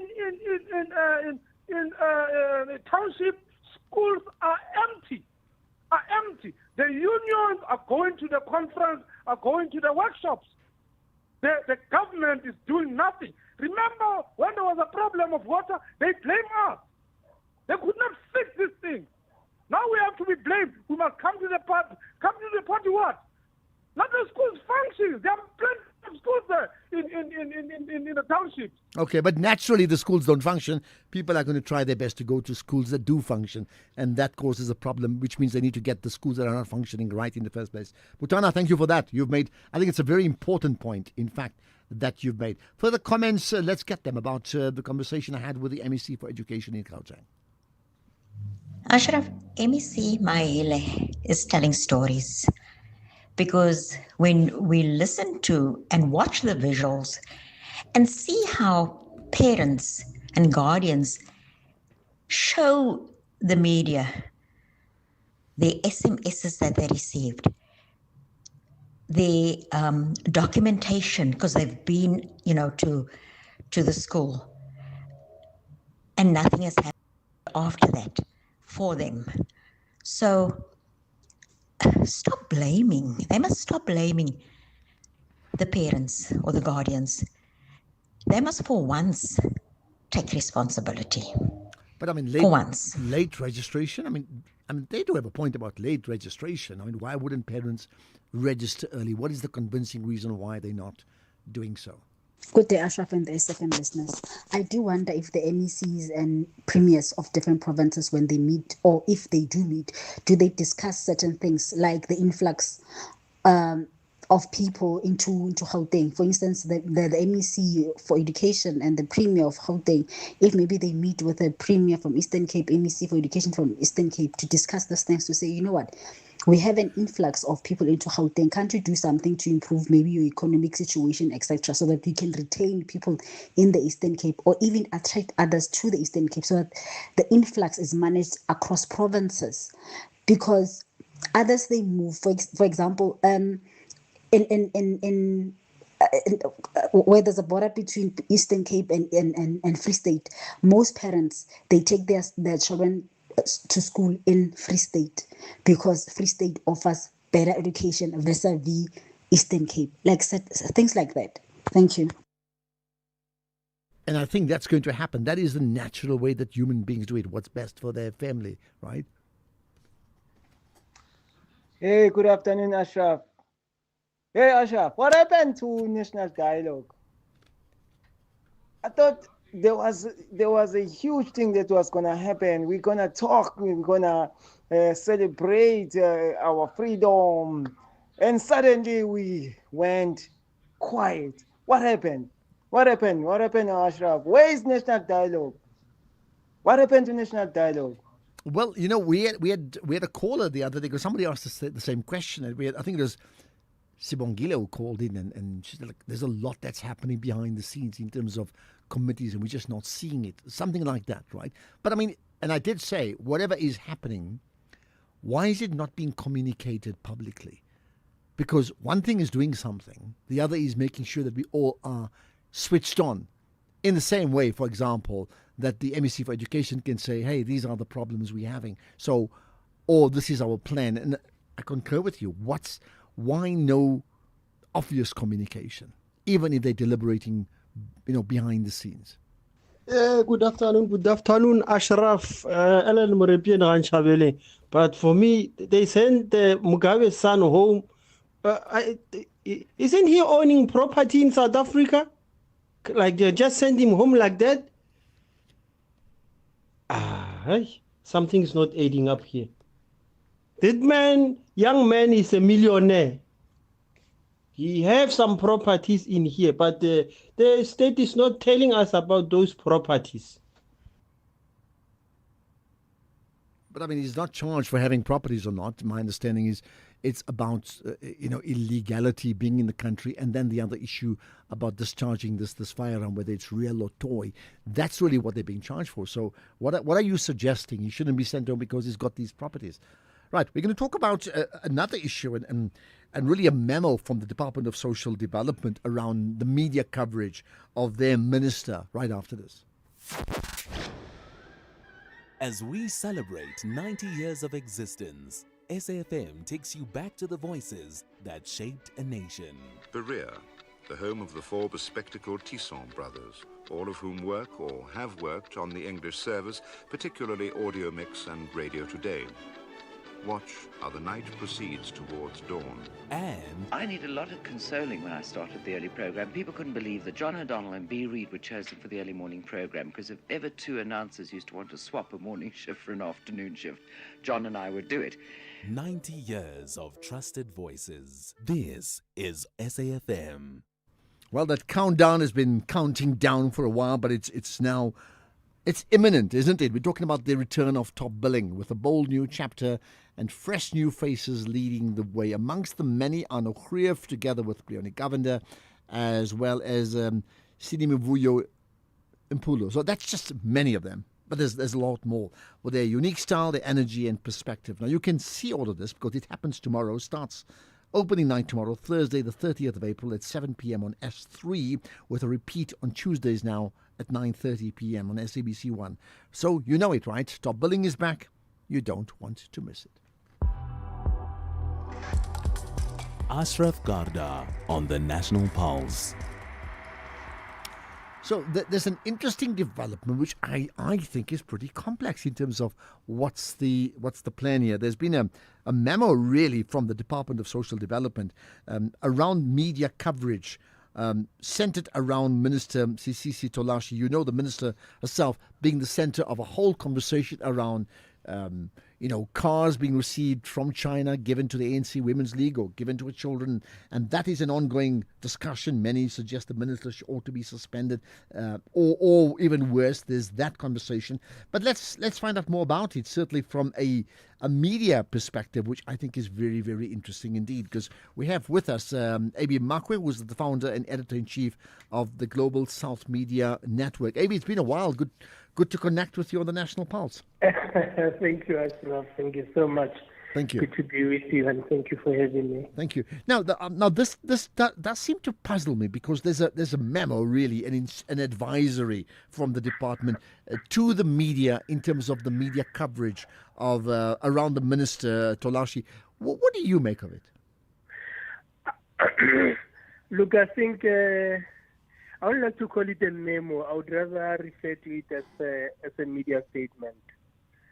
I went through the media statement, and then the only conclusion that I can come to is that the department or the ministry, and of course the extension, the minister herself, they're all under extreme pressure. And that memo, if I can then sort of let it be, has been issued under extremely strenuous circumstances. They look to me like they're really desperate for a relief from continued scrutiny about the malfeasance on the part of the minister herself. The fact that the story about the cars, prior to that, the story about the qualifications, the allegations, of course, being made by her head of communication at the time.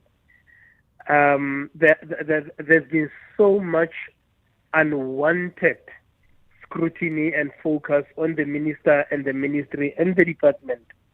And this is a very important department because it's about social welfare of the most vulnerable of our society.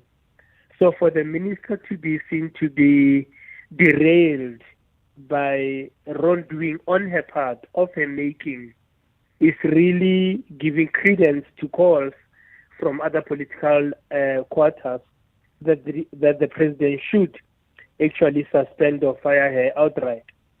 And I think when I look at the total summation of where she is in terms of public relations, I think she's in a spot of bother. It's only human for her to really issue that kind of an appeal, if you like, to say to the media, please go easy on me, take it easy on me, verify facts before you publicize. The point is, it is the basic duty and ethically expected behavior of media practitioners to verify and corroborate information. It's not as if, in fact, Ashraf, we don't even accept a one-source story. We need more than one source. Absolutely, because that is what it is. As you said, media statement, memo, and I'm reading it verbatim. The department calls on media practitioners to maintain a clear distinction between verified facts and information driven by the interests of particular sources. Right now, there's a whole lot more around it, and he talks about reform and legacy matters and remediation, due processes. Now, in terms of the media, are they challenging the media to say the media's got their facts wrong? Because that is the fundamental part. Did they receive the car? Did she receive the car? Did it go to the family? Did it go to the ANC Women's League? Because then they can outrightly challenge that with facts. Are they saying that? But they're not. You see, they are not. They're not fishing. If it was a case of fishing, I would say they're not using line, hook, and sinker. They're rather using a net. Whatever they come up with, something may be good out of it. I think that's what I'm saying. In summary, really, they're just desperate. And you can understand it's not easy to be in their position and to constantly wake up to negativity in the media and go to bed wondering what's going to be there out there tomorrow in the public. Well, but if they are desperate, then can we then assume that in fact it's been signed off by the minister herself? That means they can't send out a memo or a media release talking about the media's responsibility regarding the minister without the minister herself being absolutely aware of it and in support of it. You're spot on. There is no way, Ashraf, that they'd issue a statement of that nature without the prior approval of the minister herself. This is in her defense. This is in her support. This appears for me to be a last-ditch effort to say, in a polite way, not so polite anyway, to say hands off the minister by the media. But then again, unfortunately, there does not seem to be enough evidence on the table to suggest that the media has been unfair to the minister, and that's why they are lose references to how the media should or ought to behave itself. But this is the lesson that the media knows that is our cardinal departure in the practice of the craft. So we don't need, I would say, that a lesson from the departmental spokesperson about how we should report stories. If any media reported the story in a wrong way, they should then know, I assume, the channels through which to tackle that kind of a media. Exactly. You're right. There's the press ombudsman. There's Senef. There's other. There's multiple ways they can go about doing so. Which then brings me to the bottom line to this, because ultimately this communication piece is, and all of us as media practitioners, we also learn much about corporate communications. Would I be right in saying that ultimately this is just going to land flat? It's not going to succeed because it doesn't address the real issue. What is the issue with the minister? Ashraf, when we're in the newsroom and we're trying to piece together a story, if it doesn't add up, we say it doesn't have legs and therefore it don't fly, it don't move. And I think this is the characterization of the press release from the department. They are almost clutching at straws, and I don't want to come across like I'm really going for them. I have gone through their statement word for word, paragraph by paragraph, and I really can only come to the conclusion that they are like a people caught between a rock and a hard place. They no longer know where to go, what to do, and they're sort of, just throwing every possible defense mechanism they can out there in the public and towards the media.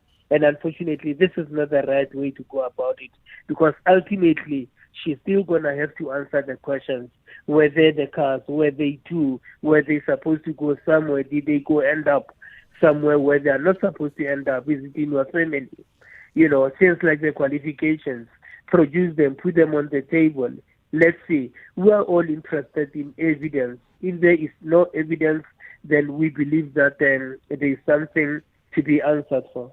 And ironically, that department is called the Department of Social Development. I'll leave it at that. Abi Makwe, I appreciate your time and thanks for those insights. Abi is the founder and editor-in-chief of the Global South Media Network. Now, what do you make of that, this press statement? Effectively, it's an advisory to the media to say, please do your job regarding our minister. Let's get the news. It's just gone 5 o'clock. Here's Greg House.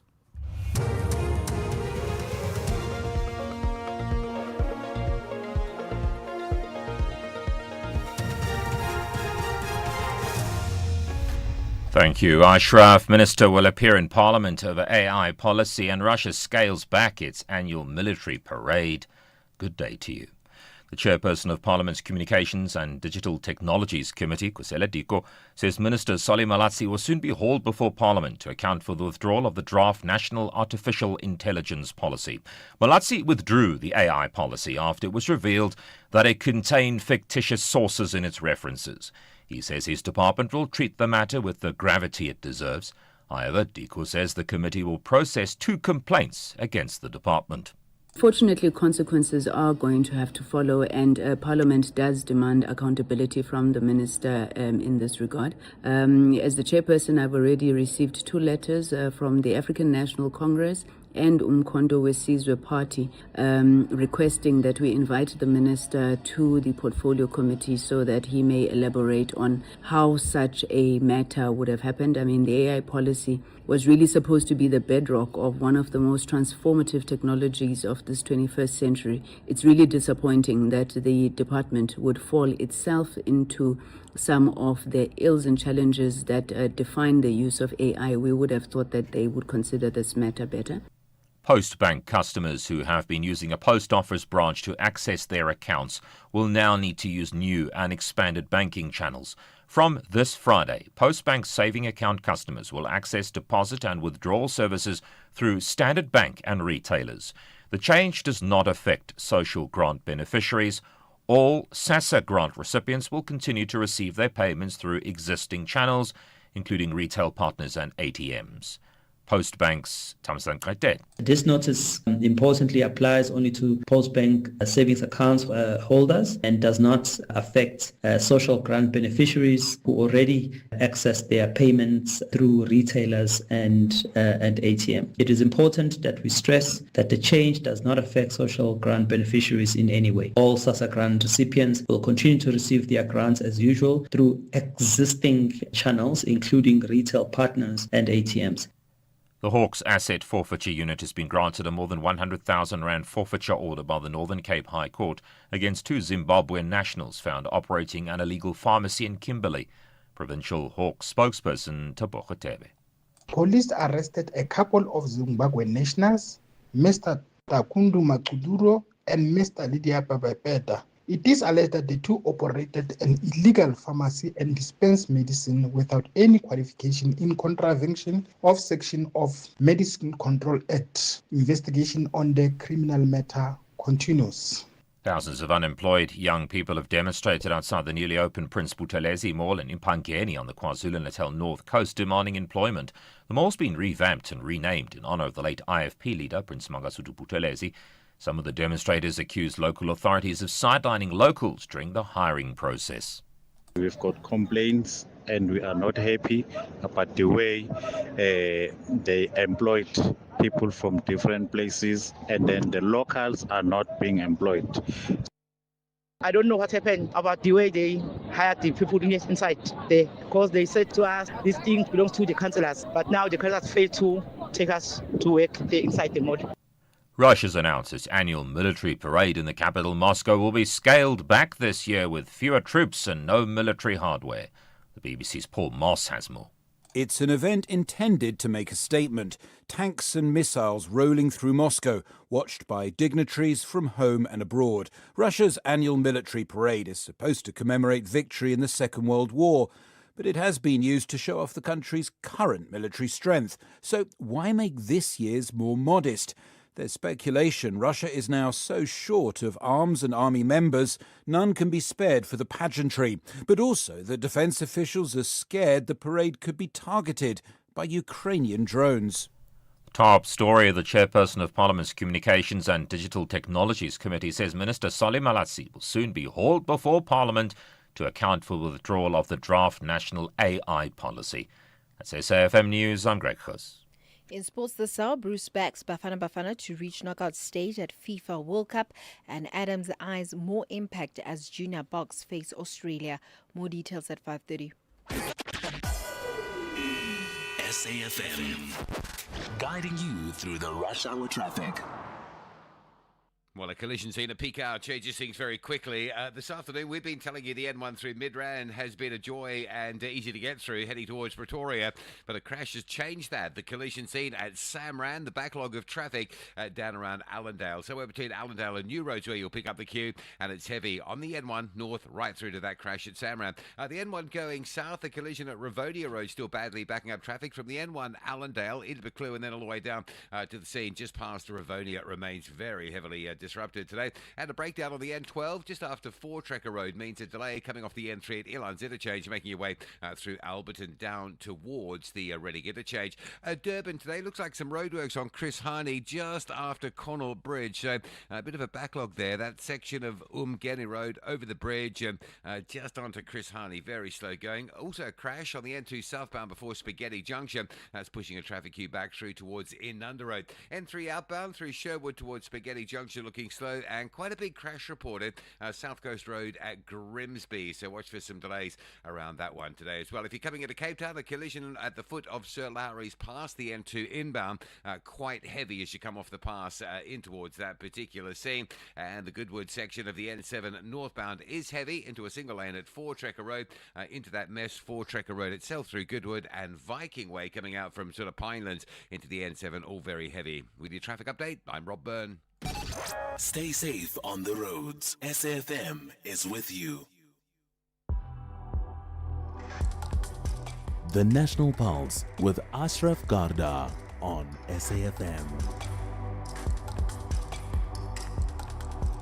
You're listening to the National Pulse, weekdays 3 to 6 p.m.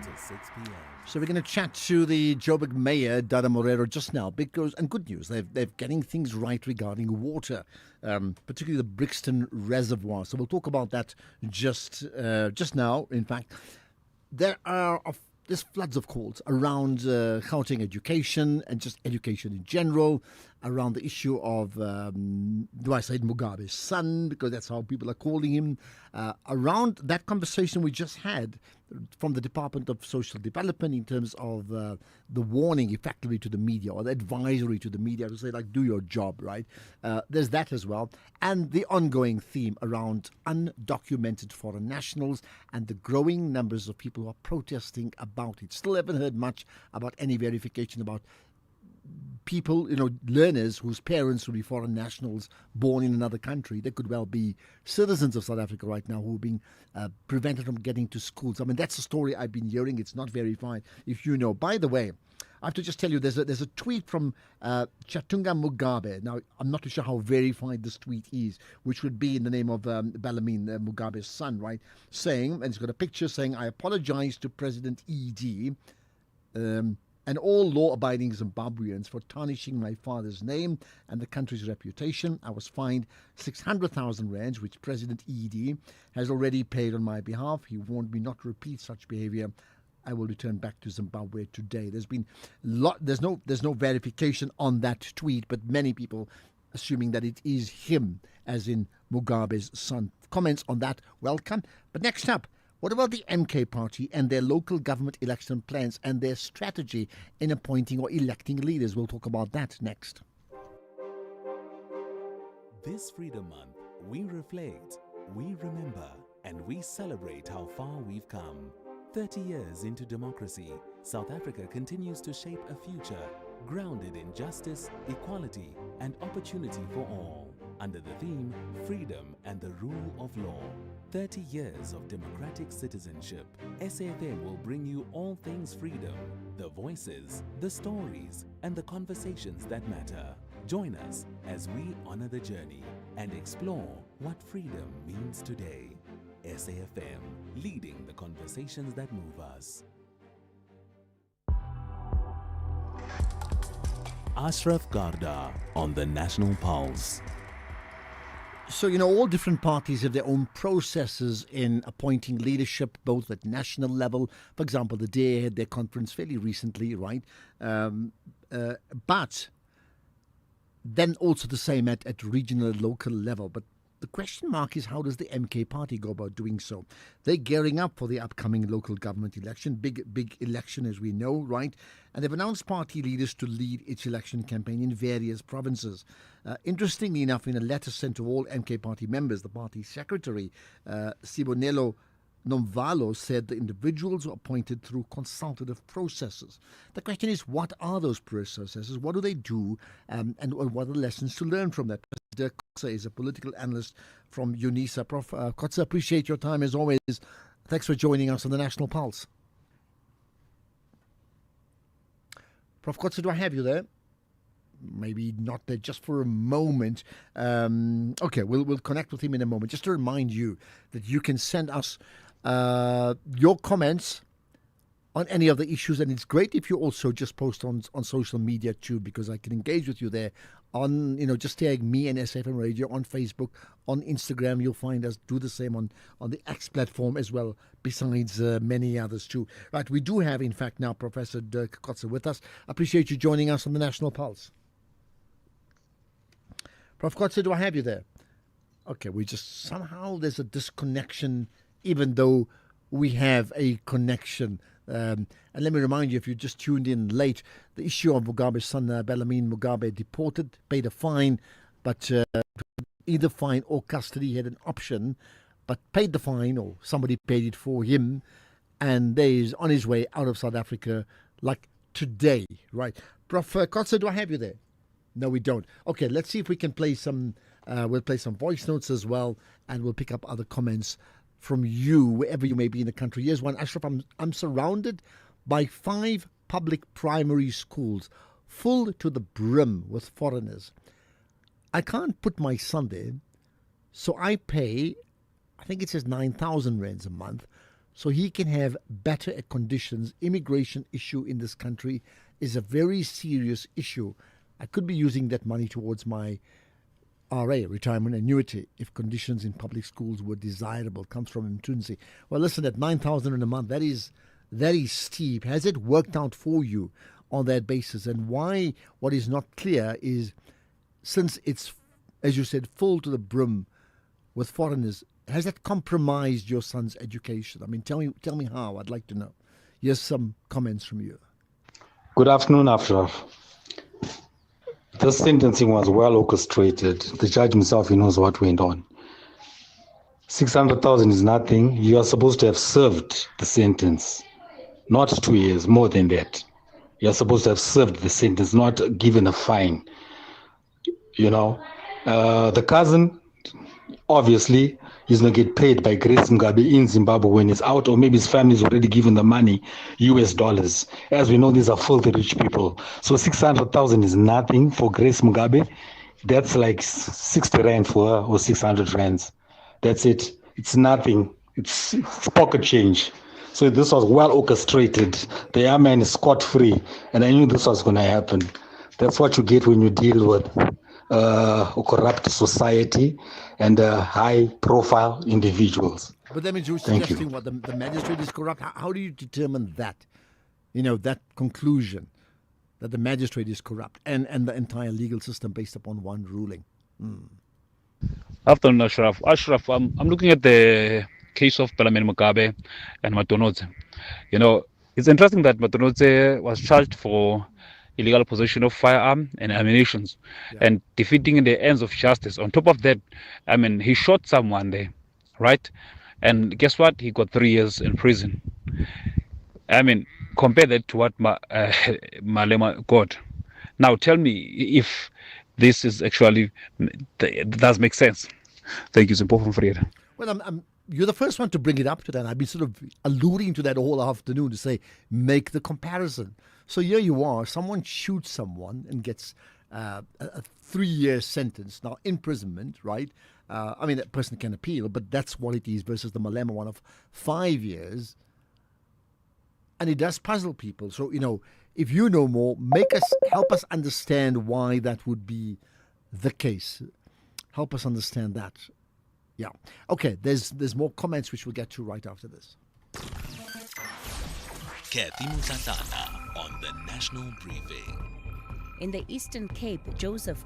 You know what? It's so shocking. You know, Tulima Donsela said we must be aware. They state capture mustn't repeat itself. It's so shocking. That guy can't even answer. That Fontaine, whose name? Fontaine. He can't even answer. It's so shocking. You know what? You push him, but I think it's not enough. I think you must send him to Matanga. And then the bike must stay outside. When they finish there, he must go inside the bike. Must go there to Khoji Mampulu. This is our elders, KG. This is our elders. They are drinking water with the animals. This is Kathy Mutlatlana on the National Briefing. SAFM has signed a code of conduct that is enforced by the Broadcasting Complaints Commission of South Africa. Under the code, we are committed to giving news that is accurate, comment that is fair, and programming that is not harmful, does not amount to hate speech, or contain violence or explicit sex. If you think we are not living up to that code, then you can inform the Broadcasting Complaints Commission of South Africa. Direct any complaints in writing to the Broadcasting Complaints Commission of South Africa. PO Box 142365. Craig Hall 2024. Fax to 011-326-3198 or an email to bccsa@nabsa.co.za. For more information, please visit www.bccsa.co.za.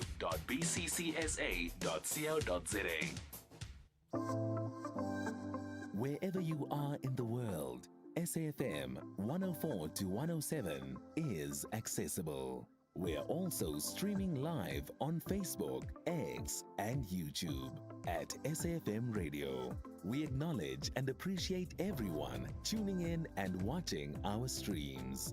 Stay with SAFM 104 to 107 as we bring you Commission Live, breaking stories, and thought-provoking lectures. SAFM, leading the conversations that move us. Ashraf Garda on the National Pulse. Great that you join us on National Pulse every single day. Really, really appreciate it, right? There's lots of comment now about the sentencing, finally. Ashraf Garda, I imagine Mr. Malema's legal team happy with this judgment for Mugabe, his cousin, because it now gives them the precedent in the appeal. It just makes their case much stronger to have Mr. Malema's sentence reduced. And it doesn't say much, I guess, for consistency unless there are extraordinary circumstances we're not aware of or other factors. Well, that's why they have the right to appeal sentence, which they've done, Malema and company, and let the law take its course, as one may say. Thank you for that, right? Good afternoon, Ashraf. This sentencing was well orchestrated. The judge himself, he knows what went on. 600,000 is nothing. You are supposed to have served the sentence, not 2 years, more than that. You are supposed to have served the sentence, not given a fine. You know, the cousin, obviously, is going to get paid by Grace Mugabe in Zimbabwe when he's out. I think we've repeated that one. My apologies. Some things just don't get deleted. My apology about that. For whatever reason, it just does not happen. Gremlins in the system. Here's another. Ashraf, if the judiciary is acting like that, we are on our own. Yeah? 6 years sentence, vice versa, to be deported for free. Is he going to be allowed to come back after 2 years or 5 years? I'm just asking. Well, you certainly are just asking. Get that points made. We'll see about that, isn't it? Okay, we're going to chat to Prof. Kotze right after this. Attention all shoppers. Our supermarket shelves are full of unhealthy food. It's often hard for me to know which foods are good for my family. The information on packaged food is complicated and hard to understand. I wish we had easy-to-understand warning labels on foods high in salt, sugar, and saturated fat. We have the right to know what's in our food. Support front-of-package warning labels on unhealthy packaged foods. Sign the petition on heala.org. That's HEALA.org. As we celebrate 90 years of existence, SAFM takes you back to the voices that shaped a nation. Xolani Gwala will be back again for you 6 to 9 Monday here on SAFM. And thanks, Xolani. Good morning and welcome to Morning Talk with me, Kim Gabadeli. The name is Bonge Kwala. Good to be with you till midday today. Let's engage South Africa. Welcome to Morning Talk on SAFM, South Africa's news and information leader, with me, Rowena Bird. 90 years of trusted voices. This is SAFM. Right, before we get to Professor Kotze, just note this. Top Billing brings you the very best in lifestyle, luxury and inspiration. From breathtaking homes and dream destinations to exclusive access to the people shaping culture and success. This is where style meets substance and every story shines. So tune into the new season of Top Billing. It starts tomorrow at 7 p.m. on S3 and then with a repeat every Tuesday thereafter at 9:30 p.m. on SABC 1. And you can also stream live on SABC Plus. Top Billing, the best of the good life. Ashraf Garda on the National Pulse. Right, we were struggling to get hold of Professor Dirk Kotze earlier, but we can talk to him now.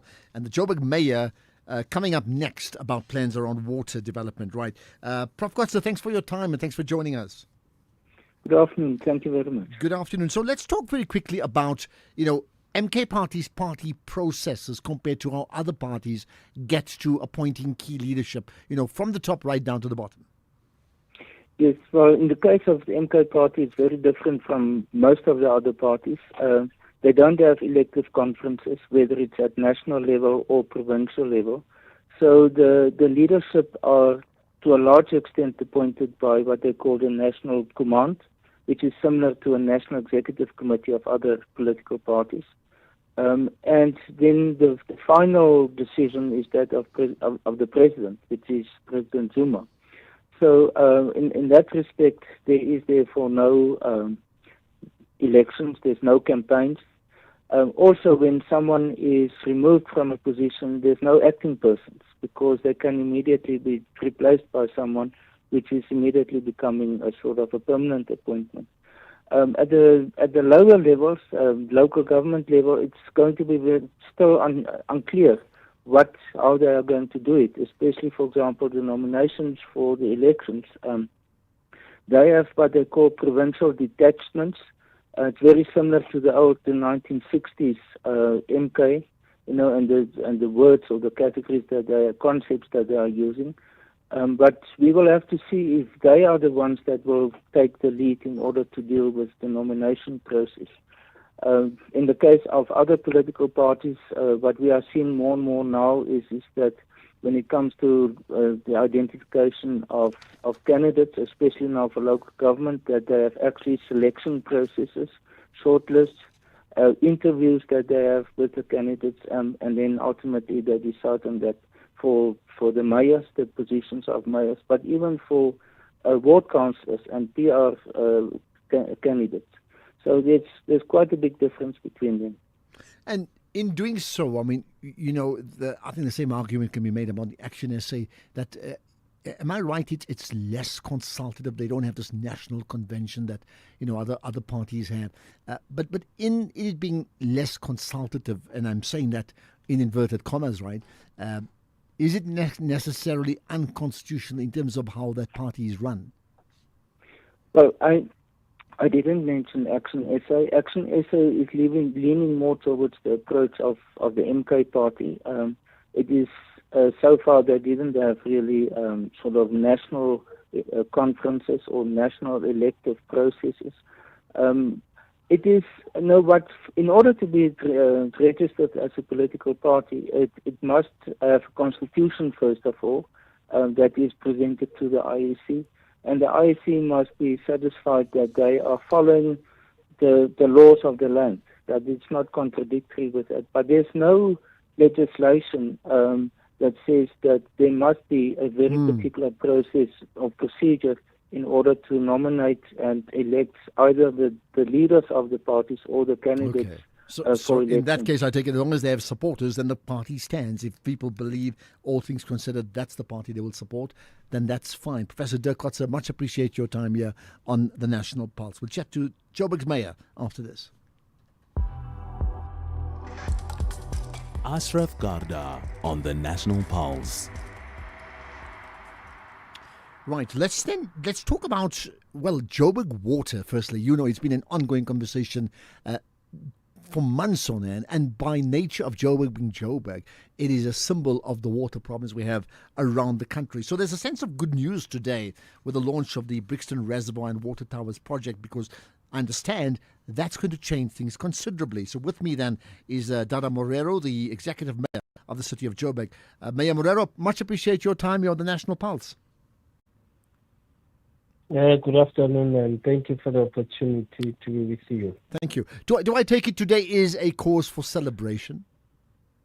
Well, one part of it, yes, is to celebrate that what we had committed to delivering has now finally been delivered, tested, and it's already providing water in the area. So it should be, of course, for the communities to celebrate that the water disruptions that they've experienced in the past would not occur moving forward.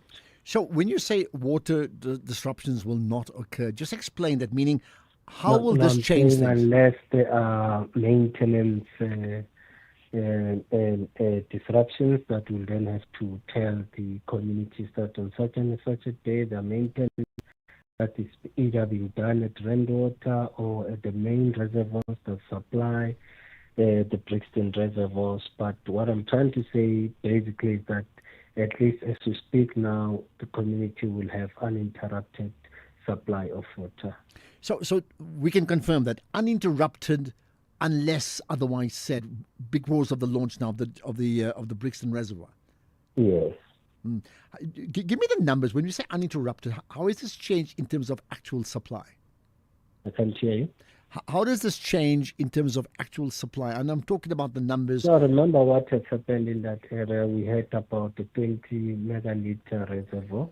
Now we've added capacity to the reservoir in the area, which is bringing a total of 26 megaliters.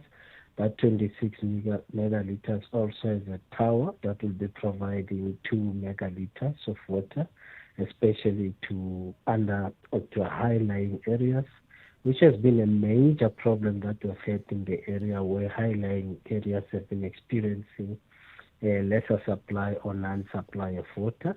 So with the reservoir being there at 2 megaliters, we should be able to pump sufficient water that we can then send to those areas. But so in general, this reservoir brings a lot of relief in the area in terms of water supply. In Coronation, they've always had much bigger problems of supply.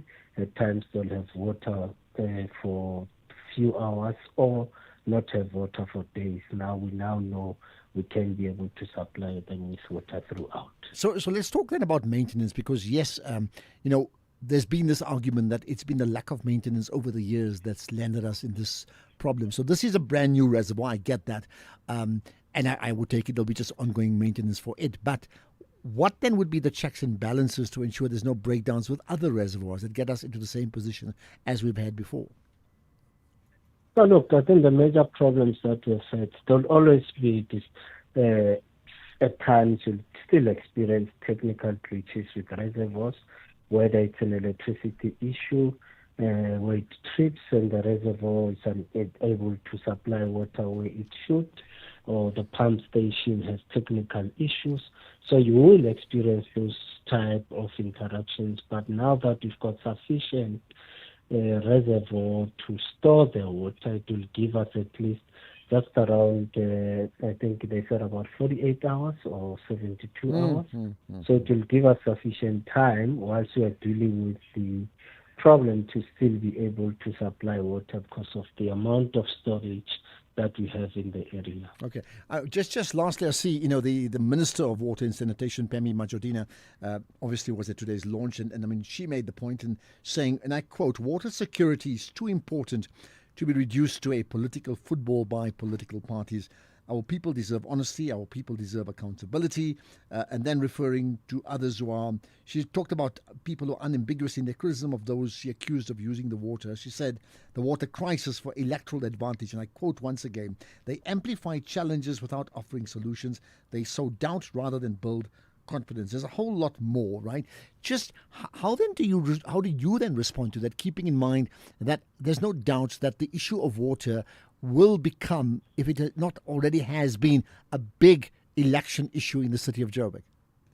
Well, it shouldn't be used for political reasons. We know historically that we have been experiencing challenges with the infrastructure. But what we're experiencing now is the program that has demonstrated interventions by the city, either in building new reservoirs and towers, the same way we are doing in Midrand, we are doing in Soweto and everywhere else, which is based on our 10-year infrastructure plan, which is focused on the water infrastructure.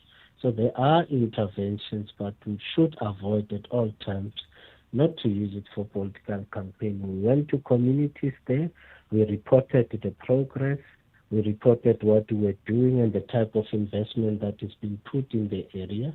Yes, there were delays in terms of delivering these reservoirs, and there were reasons to what that effect, which we communicated to communities. At times it was a cash flow issue, at times it was a weather issue, and so on and so on. So there were reasons to that. But finally, we started the project in July 2023, and it's finally completed and delivered. But just to end then, and just quick yes, no, Mr. Mayor, that would it be right to say the way to avoid political footballing around this issue is to ensure that service delivery is delivered? That's it. That's it.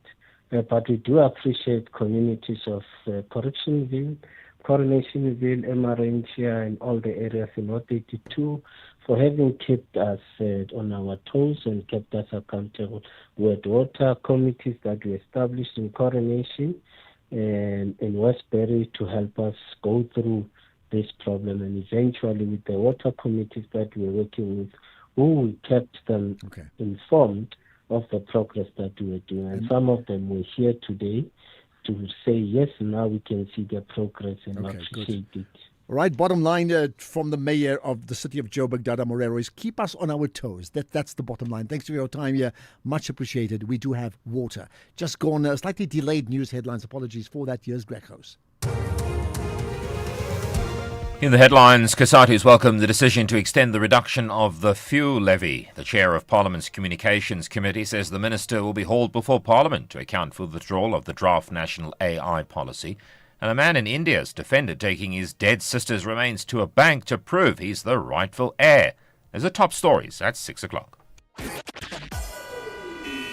SAFM, guiding you through the rush hour traffic.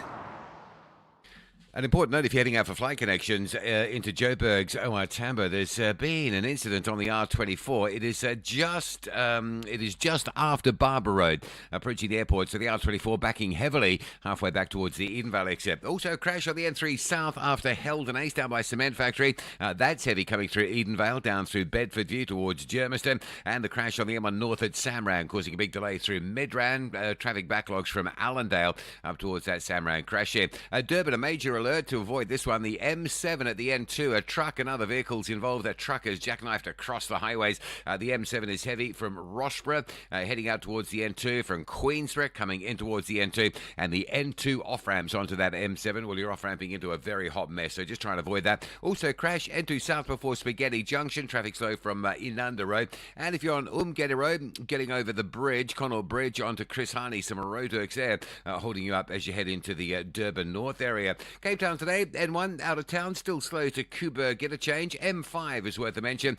Traffic queuing from Coburg Road, Brooklyn, all the way through to Racecourse Road in the Kenilworth area. And that earlier truck crash coming off Sir Lowry's Pass, pretty much cleared up. Oh, I say that, there is still a backlog of traffic, so just a single lane open around that recovery, just the foot of the pass heading in towards Gordons Bay. With your traffic update, I'm Rob Byrne.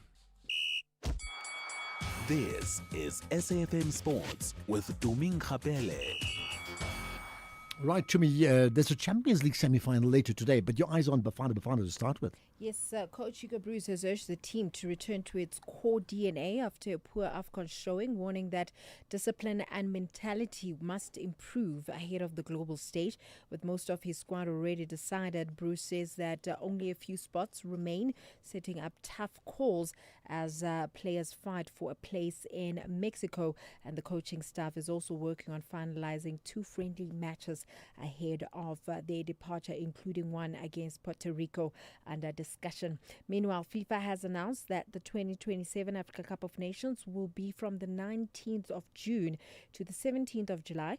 The tournament will be co-hosted in Kenya, Uganda and Tanzania, making it the first tournament to be jointly hosted by 3 countries.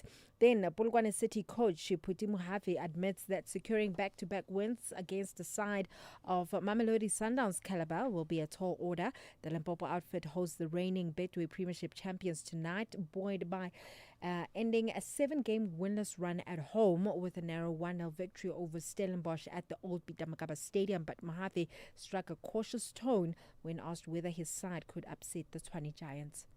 Sure, that one is a mountain to climb against Sundowns, because we don't know which team we are going to play of Sundowns. But it boosted the confidence, it gave us courage, and we will go to play Sundowns, not to go and honor the match. We are going there to fight for the 3 points, and if the 3 points are available, then why not? Let's get there. Meanwhile, Arsenal face a huge test tonight as they travel to Atletico Madrid for the first leg of the Champions League semi-final. The Gunners come into the match after a much-needed 1-0 win over Newcastle United. Meanwhile, Atletico boosted their confidence with a 3-2 comeback victory against Athletic Bilbao. Mikel Arteta's side will look to control the game, but Atletico's strong defense and counter-attacking threat make them dangerous, especially at home. Arsenal will be aiming for a solid result to take back to London. In rugby, Ethan Adams will look to extend his explosive form when the Junior Springboks meet Australia in the Under-20 Rugby Championship on Sunday.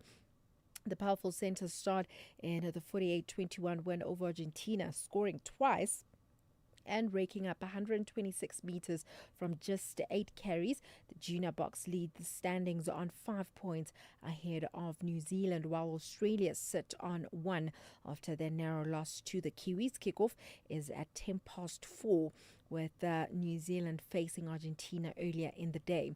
In golf, South African golf Dean Burmester has echoed Bryson DeChambeau's sentiments in backing Liv Golf, even if Saudi Arabia's Public Investment Fund withdraws its financial support for the league.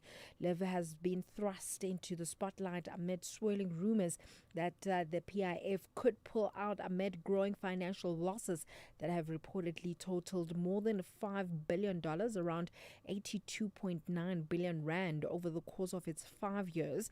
The storm has naturally led to doubts over marquee players like John Rahm and Shambo's future, but the latter came out to reaffirm his own support of the Liv vision and vowed to stick with the league to help it grow, and Burmester is also on board too. That's it from my side.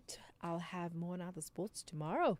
By the way, just before we end, yesterday So tonight is the Champions League semi-final, right? What's it? Atletico Madrid, Arsenal, right?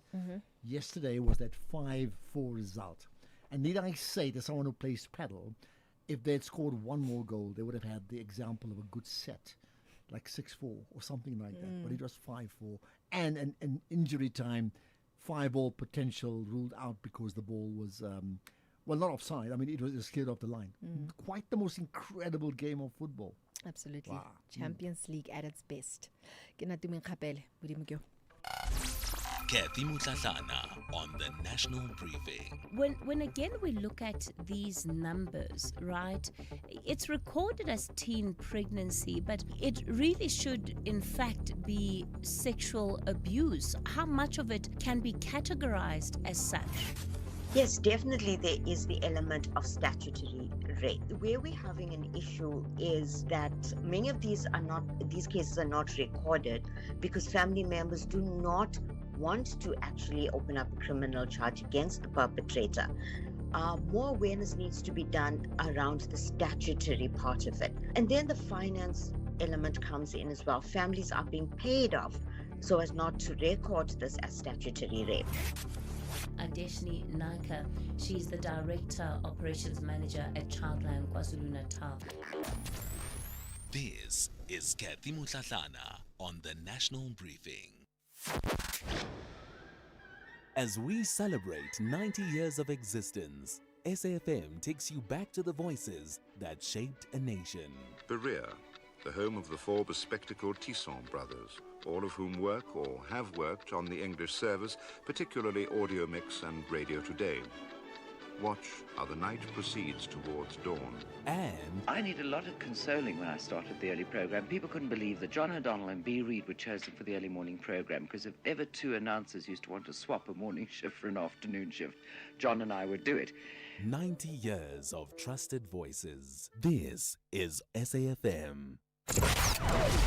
Economic news on SAFM. Facts and figures you can count on. Right, there's indecision in the world and anxiety, Jimmy. So then what about gold? Good afternoon, Ashraf. Good afternoon to the listeners. The indecision doesn't seem to be getting any easier for us to deal with. In fact, it seems to be making life a lot more difficult to contend with, especially from a trading perspective. We're going to speak to the World Gold Council on how they are seeing the gold market and how they are viewing some potential movements that could affect that market. We've also got a conversation with the Competition Commission on a report they put together looking at employee share ownership plans. They've put together they held a comprehensive study, or an impact study rather, around that, and they've put together a report on the ESOPs and what we should be doing to better structure them. We're going to speak to them about that and get their thoughts around that. Then we've got a conversation with the Small Business Institute to take a look at how small businesses are dealing with late payments and what they could potentially be doing to navigate the late payment space. We know that for small businesses, payments being made on time is the difference between those businesses succeeding and falling apart. And then because it's Wednesday, as always, we've got an executive lounge conversation. We're going to speak to the Chief Executive Officer at a Regenesis Investment Fund and get to know her a little bit better beyond her daily responsibilities. Before those conversations, a quick sense of what's been happening on the markets front. It has certainly been quite the choppy afternoon. We are awaiting interest rates out of the United States, but alongside those interest rate decisions, we're also waiting on earnings outcomes and earnings numbers from Amazon, Meta, Microsoft, and Google. The Mag 7 are reporting on numbers, and the markets could not be more nervous around that. We got crude oil inventories out of the US a little earlier on. Those seem to move the oil price. The oil price is sitting around $110 a barrel at the moment, depending on which price you're looking at. It's not a good price to be at. The second straight day, commodities are not having the best day. The platinum price is now below $1,900 a fine ounce. Palladium still below $1,005. Silver still around the $71, just below $72 a fine ounce level. The gold price still around $4,550 a fine ounce. The rand weakening against all of the major currencies, giving up almost a full % against the euro, the pound, and the US dollar. 16.73 against the dollar, 22.57 against the British British pound and 19.57 against the euro. One Bitcoin, on the other hand, is at $75,995 odd dollars a coin, or $76,000 a coin. With that weaker rand, that puts it at 1.27 million rand, about 20 odd thousand rand more than what it was this time yesterday. If we look at some of the other movements on the equities front, not a good day on local equities. Resource stocks down more than 1.5%. Financials down 0.46%. That was offset by the gains on industrials at 0.45%. But because of the negative movements on the resources side, the all share was down 0.47% and the top 40 was down a little over 0.5%. It doesn't seem to be much better outside of South Africa. If we look at international markets, only green markets I'm seeing at the moment. The Hong Kong Hang Seng was up about 1.6%. The Shanghai Composite was up about 2/3%. The rest of the Asian markets were in the red. European markets in the red. The biggest loser there, the FTSE in London, down 1.2%. At the moment, US markets are also in the red, with the Nasdaq down about 0.1%. The S&P down a little under 0.1%. As I said, we've got those numbers coming out of the United States, that all-important rates decision from the FOMC. I don't think we'll get the rate cut that we are all hoping for, but time will tell, and I'll be keeping an eye on that going into the rest of the evening. I'll be back just after the 6 p.m. news with more updates. For now, Ashraf, back to you. Perfect. Thanks for that, Jimmy. Enjoy your show, 6 to 7 on on SAFM Market Update coming up after this show. Ashraf Garda on the National Pulse. So there's been a statement from the ANC today, and the statement says, and I'll read parts of it, the African National Congress confirms that the movement, together with the Secretary General, Fikile Mbalula, in their respective capacities as the second and third respondents, have today formally withdrawn the application for leave to appeal the interim order of the Honourable Court. This relates to leave to appeal in the Eastern Cape matter. The notice of withdrawal has been duly served to all relevant parties. The withdrawal follows the receipt of the learned judge's formal reasons for the interim order and was taken on the considered advice of our legal team. We are satisfied that the issues raised in the matter are now substantially addressed through other procedural avenues available to us before the Honourable Court. So that's one issue with regard to the ANC in the Eastern Cape. Now, talking about that, there's also been conversations about infighting with the ANC versus ANC in the Northwest. With me is Mokhomotse Mosheshe, who is the ANC Northwest Ward 7 chairperson. Thank you for joining us on the National Pulse. Good evening, Ashraf, and thanks for having me. Thank you. When people talk about infighting between the ANC versus ANC in the region, that is a cause for serious concern, isn't it? Tell me more about it from your side. Thank you so much. I think firstly where we need to start. We as branches of the ANC in the Northwest, there was a resolution which was taken in our PGC, Provincial General Council, early this year. But the resolution was the conference, the PEC of the ANC should take us to the early conferences, your regional conferences towards the end, to the provincial conference by end of March. And to be honest and frank, that didn't happen. And where we are sitting, we feel that actually there shouldn't have been any extension from the NEC, to, which currently we believe that is where it's causing us problems, because the PEC of the ANC failed to take us to the regional conferences up to the end of provincial conference. That between conferences, the PGC is the highest decision-making body. Now, I think that's where the problem started. And these infights, you looking into them, they have been there from, I don't know since when, but they have always been there, and they're creating a very huge problem for the running of the province. Now, if you look at this extension of the Secretary General of the ANC that took when there was a request from the PEC that they need an extended time. The Secretary General gave them up to the end of April. And if you can look at what is happening now, even now, only one region went to the regional conference. The other 3 regions are still struggling. Where you look at the problems within branches, the BECs are not happening well. There are a lot of things that are happening in the BGMs. The queries are not resolved yet. If you look at the regional REC conferences that are taking place, that should be taking place, there are a lot of uncertainties and queries that are coming out. So what then has been the response, say, from the provincial leadership? And very importantly, clearly this is not going to be the right preparation for a critical local government election. Everything that is happening now, we are very worried as branches because this definitely stalls a service delivery. Definitely, we are looking at local government elections. And I think this is going to be one of the most difficult local government elections for us as branches, because the reality of where we are finding ourselves, that the PEC is fighting each other. The members are if you look at all what is happening in the province, the branches are fighting each other because they are not correctly managed, that everything is not correct. But if you look at what the PEC is doing now of dividing the branches, you can see with all these BGMs, the allegations that duplicate of packages that are going around for nominations towards the provincial conference with already names on them.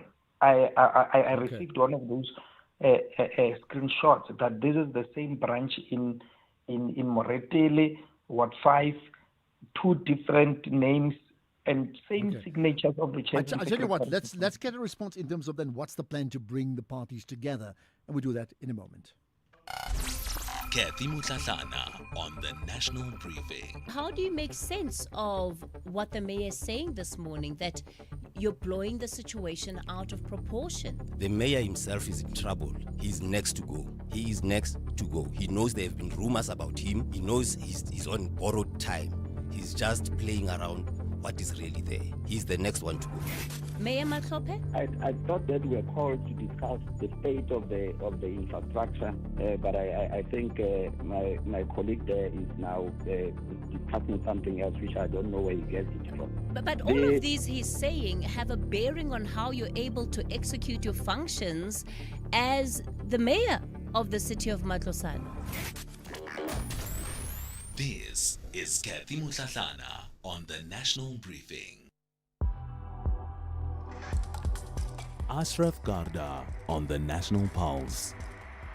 Right, let's conclude the conversation with Mokhomotsi Moshesh, the ANC Northwest Ward 7 chairperson. So, in the light of what you've said, right, what then are the plans coming from, let's call it from ANC National, to ensure that they can influence regional, to ensure there's a sense of unity in this period? The office of the General Secretary, Mr. Balula, is trying so hard to bring unity in the province. The reality of what we are facing with what is happening now, I think the best solution where we are sitting is for the current PEC to be dissolved. If you look at it, we are still questioning the term of office because of the Provincial General Council that we come from, that has given a roadmap to the ANC PEC. Now, if we really need to fix what is happening currently now, we really need to allow the National Executive Committee to come down and assist us. Otherwise, we are struggling. Service delivery is at its worst. If you look at this, they can't even hold the smallest town, Mahikeng. There's a very poor service delivery issues with storm water drainage going through. I'm in the same ward, Ward 7. The issues there are very high. There's high crime. There's a lot of bad roads, internal roads. and this affects service delivery. The infights of the African National Congress in the provincial level are creating problems for us in the regions and including in the branches. Now, the best solution here as branches, I can tell you, we have taken a resolution now because we said we need, as Ngaka Modiri Malema, as branches in Ngaka, we are planning to have a regional general council which Rule 21 of the ANC Constitution allows 1/3 of branches to call for a RGC. So we want to call for that RGC to come and work around the issue of the legitimacy of the regional, of the provincial executive committee of the Let's leave it at that, and I think we need to follow up on that story as well, and we certainly will. Appreciate your time, Mokhomotsi Mosheshe, the ANC Northwest Ward 7 chairperson, in fighting ANC versus ANC. This is ahead of a very critical local government election coming up later in the year. You're listening to the National Pulse on SAFM. SAFM. Right, let's get comments from you. Ashraf, you see another challenge to this water issue, not just in Joburg but everywhere. It's this tender system that the government doesn't want to do away with. Because you find these mafias now, they sabotage infrastructure so that they know they'll get the tenders to supply water.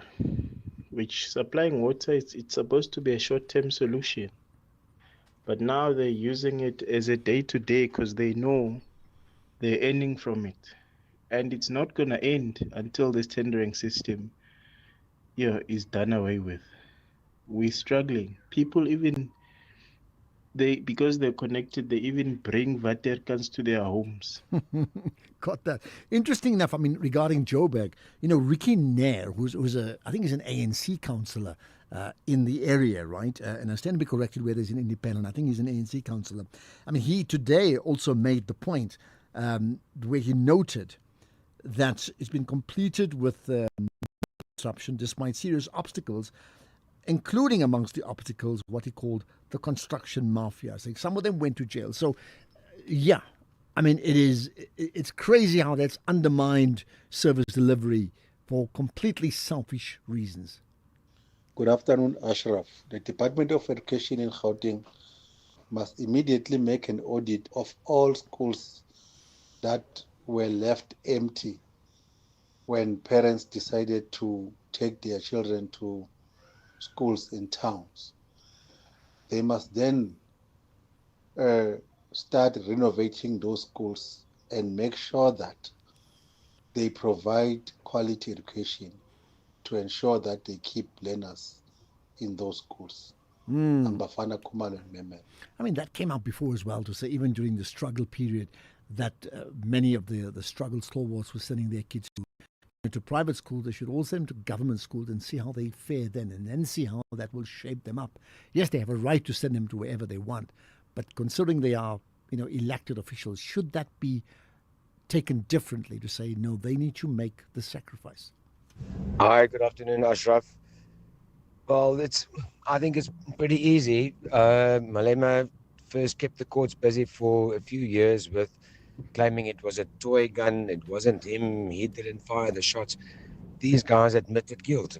Maybe that's why there's a lesser sentence. Nobody even says about their admission of guilt, and Malema giving the courts a runaround for, I think it was 6 or 8 years. Johan from White River. In fact, everybody said about the admission of guilt. The magistrate said so in his judgment, to say you've come up and you've admitted things, and something like that's very, very good of you to do that. He absolutely was clear about that. Afternoon, Ashraf. To all your listeners who are saying Herman Mashaba is campaigning, they get it wrong. Here in KZN, we have Action SA leader, Zwagele Mngwango. He always present on the March on March.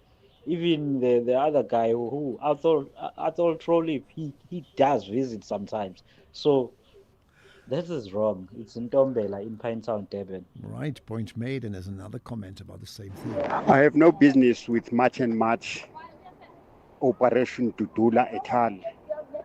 However, though, they are making it good sense to me when they are saying Mabahambi, let them go in reference to foreigners. We can't have people arriving in our country and bullying us with only one line in the constitution that says South Africa belongs to all those who live in it. They don't live here, they arrive here illegally. So they're not part of us. They must go. I don't know why the courts cannot see that. Butinkongi Bonafide, son of Indwe in the Eastern Cape.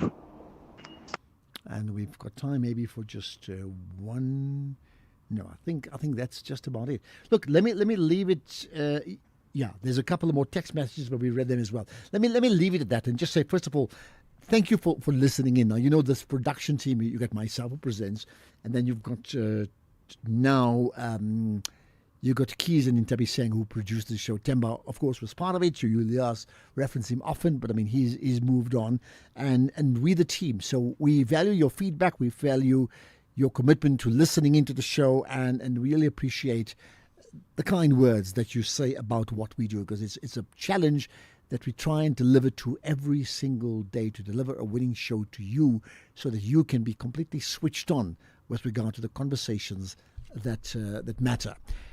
One person who is switched on is Greg Host. It's time for the news at 6.